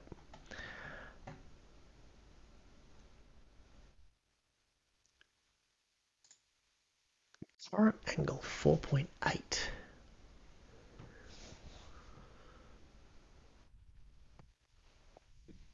Should we have adjusted that? No, it probably doesn't matter. Then 0.5 is the top, so that makes sense. There is also a lazy way. Is this the solution?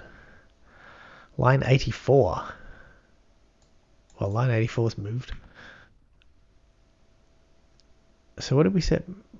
Relative left is 0.04. It's pretty close. Oh, that's going to be the wrong browser. Copy that link. All right. Anyone who doesn't want the solution, close your eyes now. Except it's okay. I know you've all stopped watching. Do an edge snap. What? Oh, I see. Okay, so what you're saying is this is all just a rounding error. So the 0.05 that he's currently getting is actually right. It's just that it should be rounded. But if that were true, why doesn't the train move? Like the edge snapping... Well, I guess it depends. Where's this called? Because I can see the edge snapping being relevant for the test results. But for the actual train movement, shouldn't be really, I would imagine. Oh, let's put it in. See what happens. I'm certainly not averse to when it comes to, just rounding off some floats. Because, well, floats are annoying. They're all floaty. Let's see. So now, in theory, you're saying that all of these tests will pass and all of the trains will move smoothly. Which is possible. But I'd kind of be surprised. Yeah, they don't. I think so. I'm guessing that your branch here has diverged further than you thought from the rest of this code. Maybe. Let's just have a look at this. How am I testing this? I am testing this. Well, you physically like with Test Explorer? Or, so what this is, where these tests came from. So this is a PR Scott opened, which is I'll find it, which is here, and it adds like 500 tests. I believe what Scott did, and correct me, Scott, if I'm wrong, was did all of the math in Excel to work out, given a train starting here and angles here, what is the actual math for where it should end up, and then just dump those numbers into this inline data stuff. So there's just now a bunch of tests.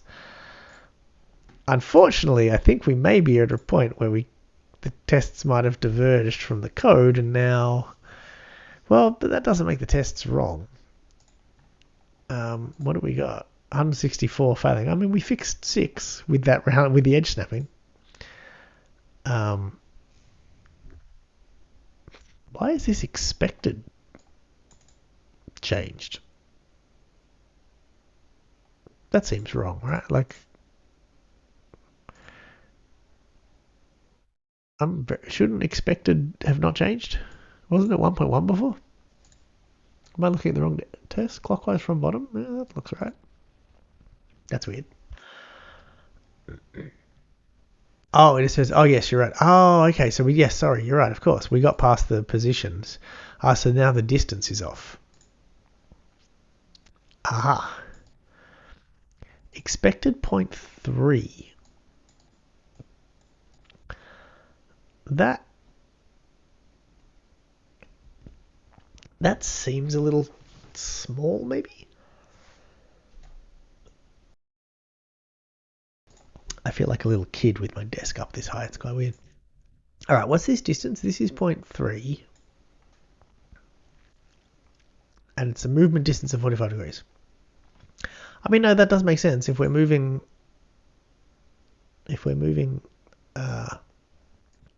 if we're here, we're moving 45, 45, 45. Yeah, we should have 45 left. Okay. All right, so let's go back to stepping through and let's look at the distance a bit more closely here. Assert train position. Yes, that's a good idea. All right. So we are trying to move 1.1, which is 3 times. Yeah, that makes sense. We are going too far. So 1.1, our angle over is 0.7, and then we're multiplying that by 0.5 because it's the angle, so like essentially the opposite of this this equation to get the distance. So 0.7 or 1.1 minus 0.3. It's a good bug, he says. Okay.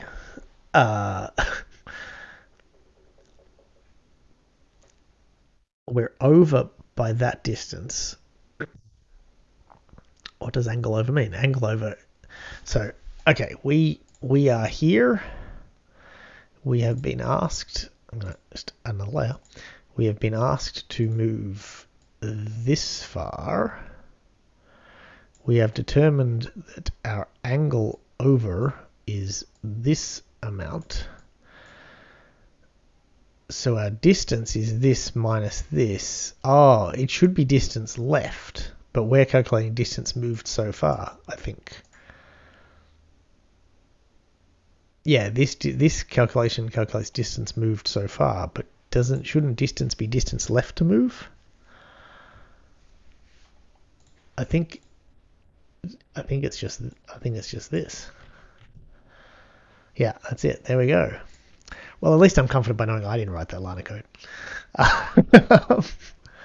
Okay, so, and that's in move clockwise. And in move counterclockwise, I guess the same thing should apply. Someone get this man a wake up. Yeah, well, in the first stream I did, I had my Lenovo tablet, which has a touchscreen. I used Microsoft Whiteboard, and I did all that. But those production values, they quickly went by the wayside. All right, let's see if the tests pass. Come on, all of the tests. 160. That only fixed 4 tests? God. Come on. What are you doing to me, Scott? All right. Clockwise from bottom beyond. Okay, so what are we... What is sin 45? Like, no, I'm sorry. What the hell constant is that? Come on. No one wants to deal with that. Oh dear. These tests used to pass.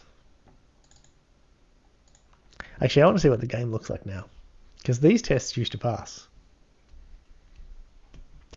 So is there, what's the bet? There's code further down that then assumes that it's distance moved, not distance to go. Well, I'm amazed that train actually moves.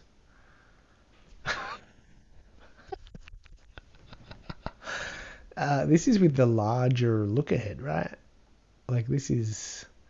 I've forgotten how this works, but if I do this, they should give each other more space. Oh, look at that. What the? These tests are rubbish.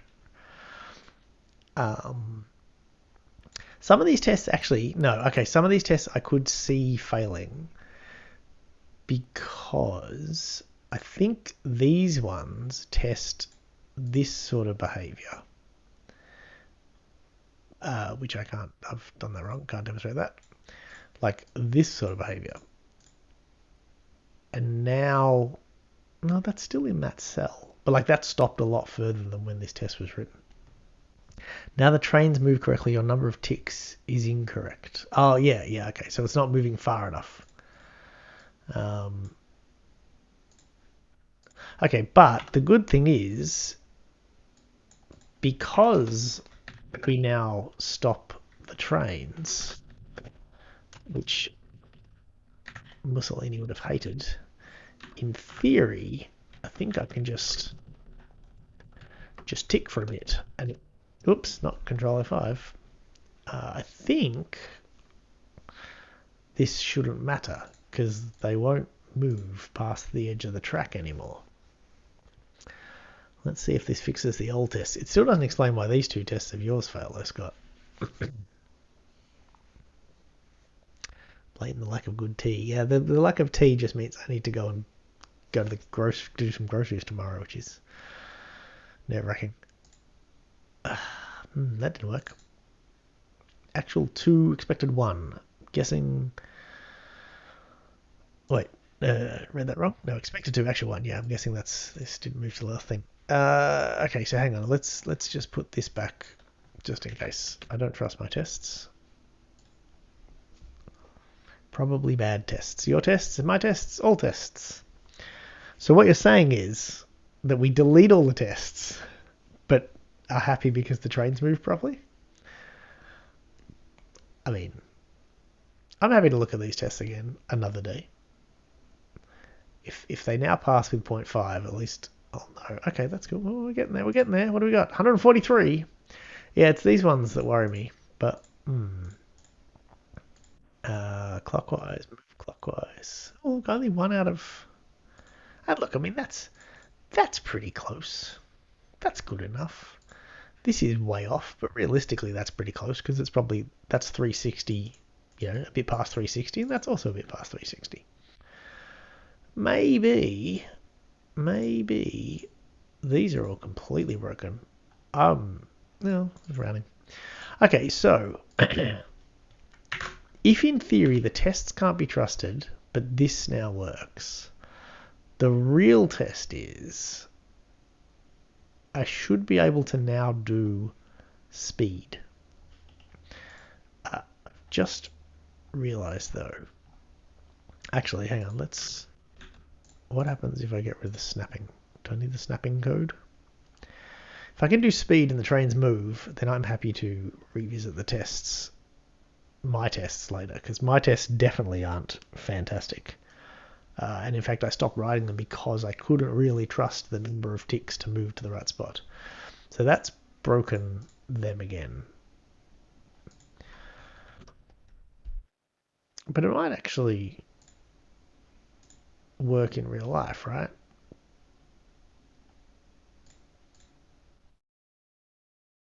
Round the corner. Come on. Don't stop. No. Okay. All right, that's fine. So we want to do an edge snap. It just means I need to stash those. Stage, and this is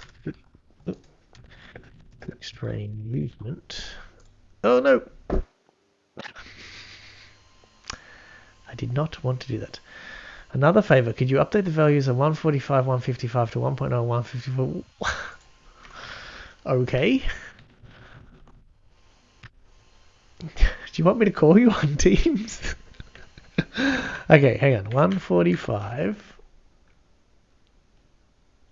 No. You mean this one? To 1? I'm guessing? And this one to add 0.5. Yeah, so this one is 1.0. This one is 1.0. And this one is 0.0. When you said add 5 to everything, that's not even remotely what you meant, right? Okay. Should I run the test again? Run the test again.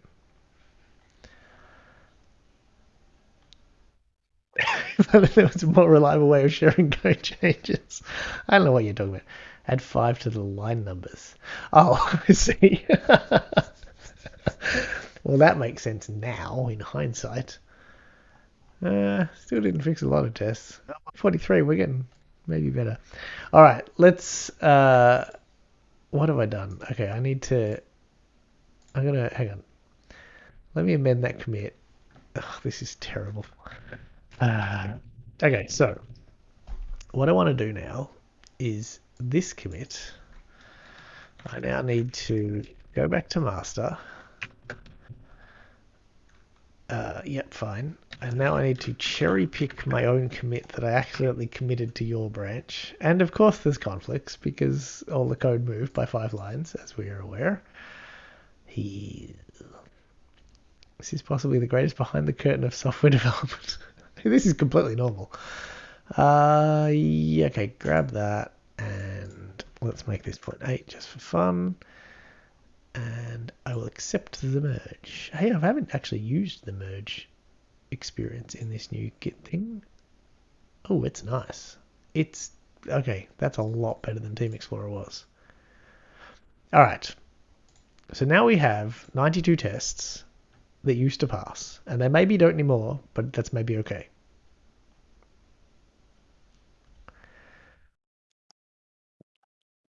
Go.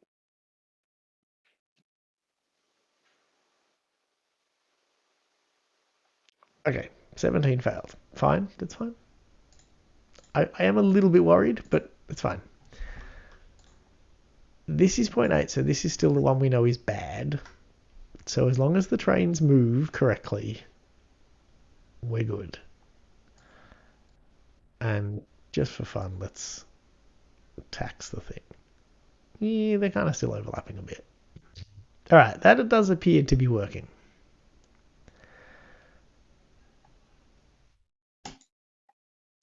Just for fun, let's look ahead in a cell and a half. And if this works, let's just do some speed. Because we all know that's the fun bit. Oh, that is looking so far ahead. And they still overlap. Like, these are the politest trains in history. They're after you, and then they both go at the same time. Ugh. Why don't they ever achieve... Like, okay, I know why. I've put them too close together. There we go. There we go. Happy little ants. All right, let's put that back, and yeah, let's have some fun. Let's have some fun. Let's do speed buttons. All right, where do the speed buttons go? We've got go on the left and stop on the right. That feels natural, but then that means we kind of need speed up on the left and speed slower on the right, which feels weird. So let's put them back this way. And we are going to go slower and faster. And boy, do I need to get a better UI for this, because oops, this is actually starting to maybe be something that might be fun to use, and no one's going to use this because it's a terrible UI. A slider, man, you want me to spend the next hour with UI problems again? I can barely get buttons to work. What happened there? It renamed a method. Ah, dear. Okay.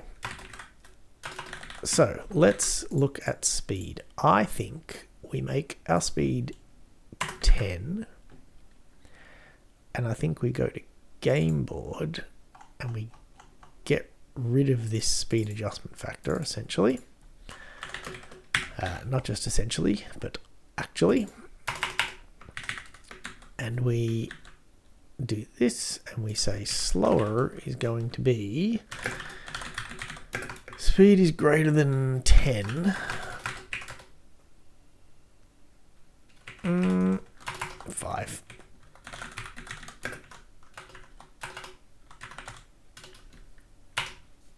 I can't wait for the next season of Train with HoloLens. Ha! They're going to be the same crappy buttons, just rendered in front of your face. And if it is less than, let's go 100. And actually here, I want this to be 0 kilometers an hour. This is going to be kilometers an hour. All right. Come on, trains. I will put one train there and one train there, and I will click this button. Ta-da! Yay! It works! Except that there's carefully chosen to be no three-way intersections on this track, but faster. Faster, faster, faster. Yes, look at it go. Fairly sure that probably should say 100 now, but if I switch to here, oh, yes, 100. Now you got to catch it. 50. Slow me down.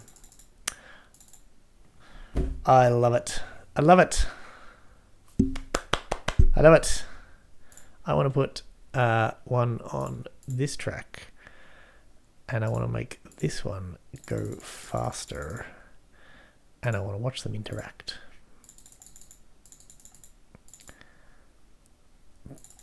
Come on, interact. Curse you. They're never going to get anywhere near each other, are they?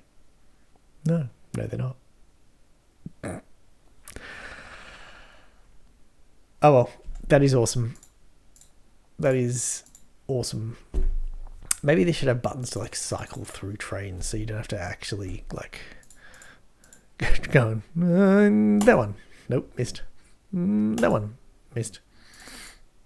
Missed. Did they? Ah, damn it, I missed it.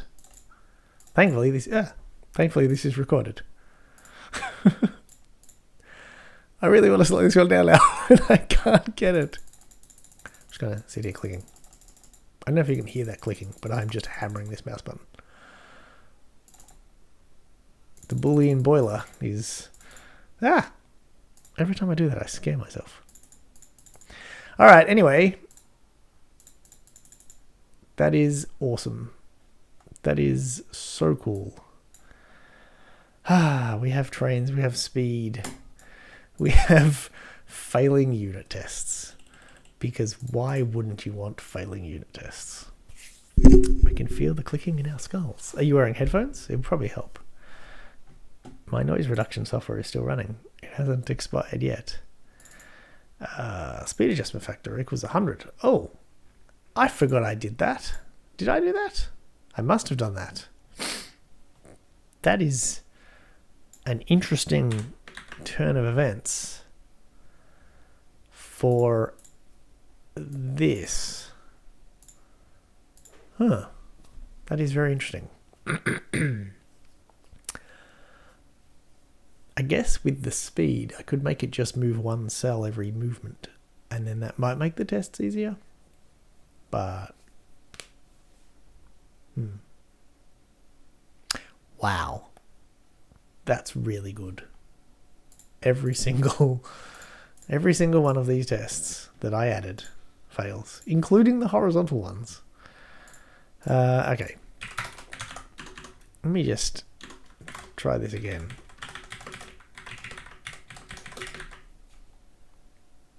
The full tests cover moving super fast and super slow. Yeah, but they failed. No, I know. It's good. I appreciate it, because that's where the bug was.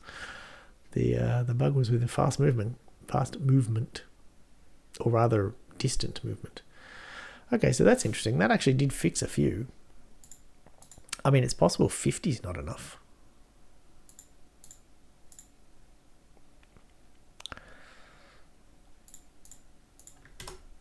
In theory, this shouldn't matter. Like, this should hit a maximum and the train should just stop moving. And it does stop moving because I can visually determine that. I guess the only thing we might want to do... Yeah, see, that one now fastest. I wonder if it makes for better tests to have... Because we have that look ahead... We maybe want slower trains, but do this more often. Or actually, probably for these tests, turn off the look ahead is the other option. Because if a train is going too fast, if it's looking 3/4 of a cell ahead, it'll just stop moving. But if it's not going to move that far, +1 to turn off the look ahead. It's just to feel a little artificial. Like, I want to test the look ahead. I want to know why those trains actually still, like, they give each other lots of room, but then they also still hit each other.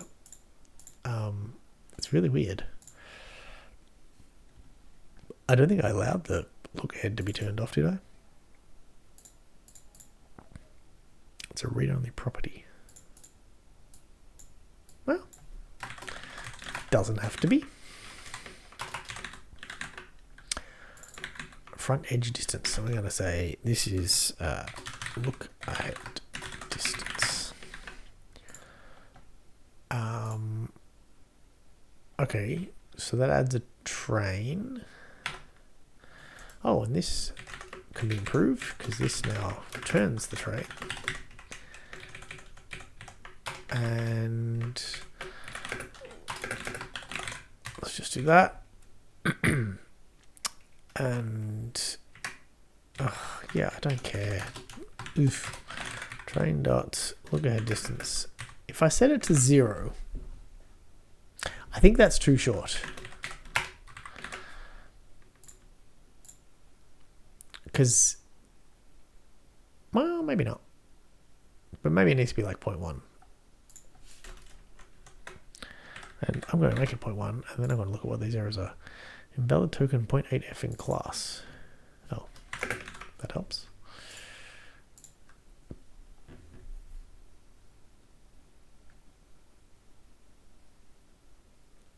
Go tests. Go trial and error. This is how TDD is supposed to work, right? You change random numbers, run all the tests, see if they pass. Pretty sure that's right. I haven't read any books on it. Pretty sure that's the way.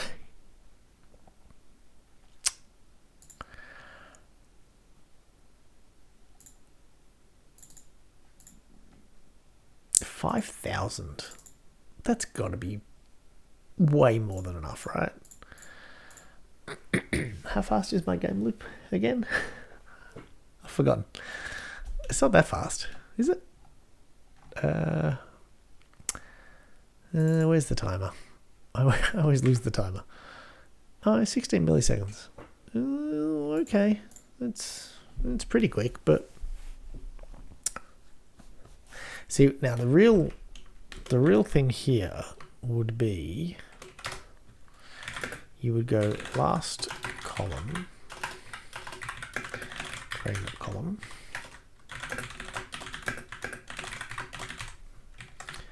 You would go do while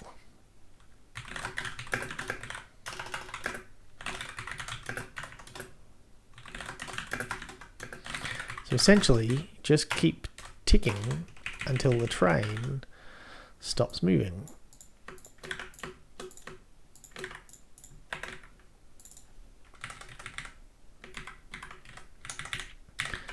Let's see if this works.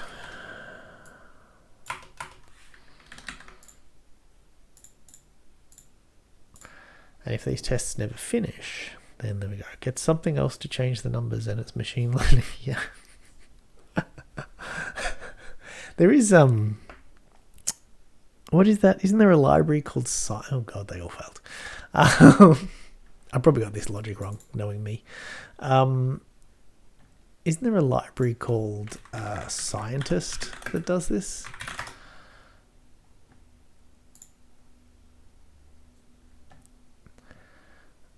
Carefully refactoring critical paths. Yeah, I'm pretty... okay, not quite what I thought. I think this, like, you try different things and verify, see which one works, or verify that they work or something. I could kind of see that, like, just try random numbers until these tests pass and then burn those numbers in. And I guess that, yeah, this is wrong because of course there's no guarantee it won't. It could, yeah, it could leave the track. It could leave it. It could be moving but not leave its cell. So really, yeah, the actual test here would be to stop once the distance returned from that move method is always the same or never zero or something, but we don't have access to that. There's no way that, like, this is going to be I think I'm going to give up on these tests. I maybe just don't care because they were written in the before times. It might be nice to sit down and think about how to write them properly now. We can figure this out. It's travelling half straight plus go on a plus half straight. So your train is moving 10 speed. You multiply per tick, 0.5 per tick. 51 ticks to move. Yeah, well, that sounds like a better number than 50,000, but it ain't working. What doesn't make sense about that is this speed used to be, in these tests, it was 100, which means you would time that by 10, which would mean, I guess, 5 ticks to move. But the tests were only ever moving 3 ticks. So, let's forget these tests. I don't trust them, and nor should you. The game itself is the arbiter of success. Unmovable train dominion doesn't match implicitly implemented member. I really should also fix up my warnings because I've kind of got lazy with that. Is it this one? Like, using directories. This used to have. I used to pride myself on 0 warnings. So I think I had one that I couldn't get rid of about mono, but using statement can be simplified. No, I hate that one. Let me turn that off. Can I turn that off by right clicking? Express. No. Censority. None. Go away. I bet you that didn't work. I keep forgetting to report that bug. Yeah, it didn't work. Ah, dear. I run into it every stream and I just never remember. Go to that. Unused fields. Yeah, that all needs to Yeah. Okay, cool. I think we're good.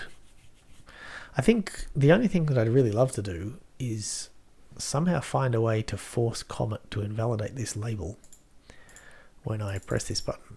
Because it happens if I press that button, because it redraws that panel. And I think that's a Comet bug, because pretty much that's what this old bug was when this wasn't working. It was that layout events weren't being sent or something. But yeah. Oh, actually, we were going to look at what happened to FPS with lots of trains. Ooh, I've done that wrong.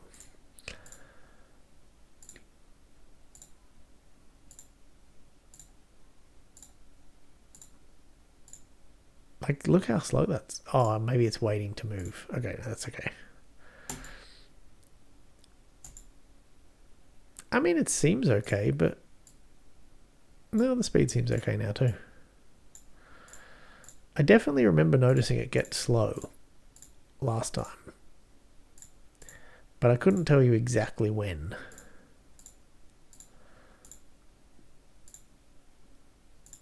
And I just put one slow one at the back just to piss everybody off later. It goes fast. And it's constantly waiting for... Look at it. I want to... Yep. But bigger. Look up. Look, like, at with a 0.8 overlap, they should be looking at about there. And if there's any train, they should not be moving. So they definitely need to come up with a test for that code too. For sure. Because that is definitely something not working. I mean, it's close. Like, they kind of wait, but they should never be in the same cell. Unless, well, it could get smarter.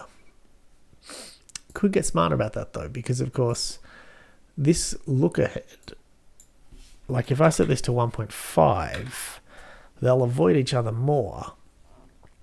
But if two trains are on the same bit of track going in the same direction at the same speed, they don't need to look ahead that far. So we could make it a smarter algorithm which says, well, we look ahead that far for a crossroad, but not if we're just following another train maybe.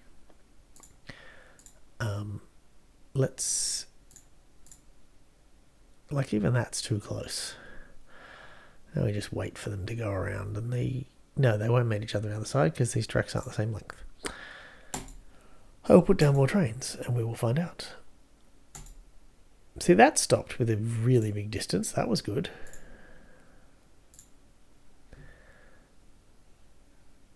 But these two, like, look how close that is. Oh, that's what I want to do. Okay, next week, remind me, I want a layer that colours in the cell a train is in and the cell that it's looking at. I want to see these march around the track. I think that'll be clearer where this is going on. It's yeah. All right, that's what I'm doing next week. Right, but for now, we are committing code and we are running away. I've forgotten what we just did. I think we did speed buttons, didn't we? Yes, speed buttons. Speed buttons. Awesome. Thank you once again, everybody, for hanging out. Thank you, as always, Scott, for your suggestions for writing those tests, even though we now know that they're possibly terrible. We did at least track down that bug, so that's awesome. And now we have fast trains that zoom around tracks. And yeah, if anyone wants to check it out, please do let me know if you clone the repo, because I'd be very curious. And well, I'd be surprised, but I'd be very curious. But yeah, let me know if it doesn't work, like with those nupkegs and things. Yeah, really need to get that UI looking better so people actually want to do it. But anyway, thank you for tuning in. If you're watching on YouTube, thank you for watching on YouTube, and I will catch you next week.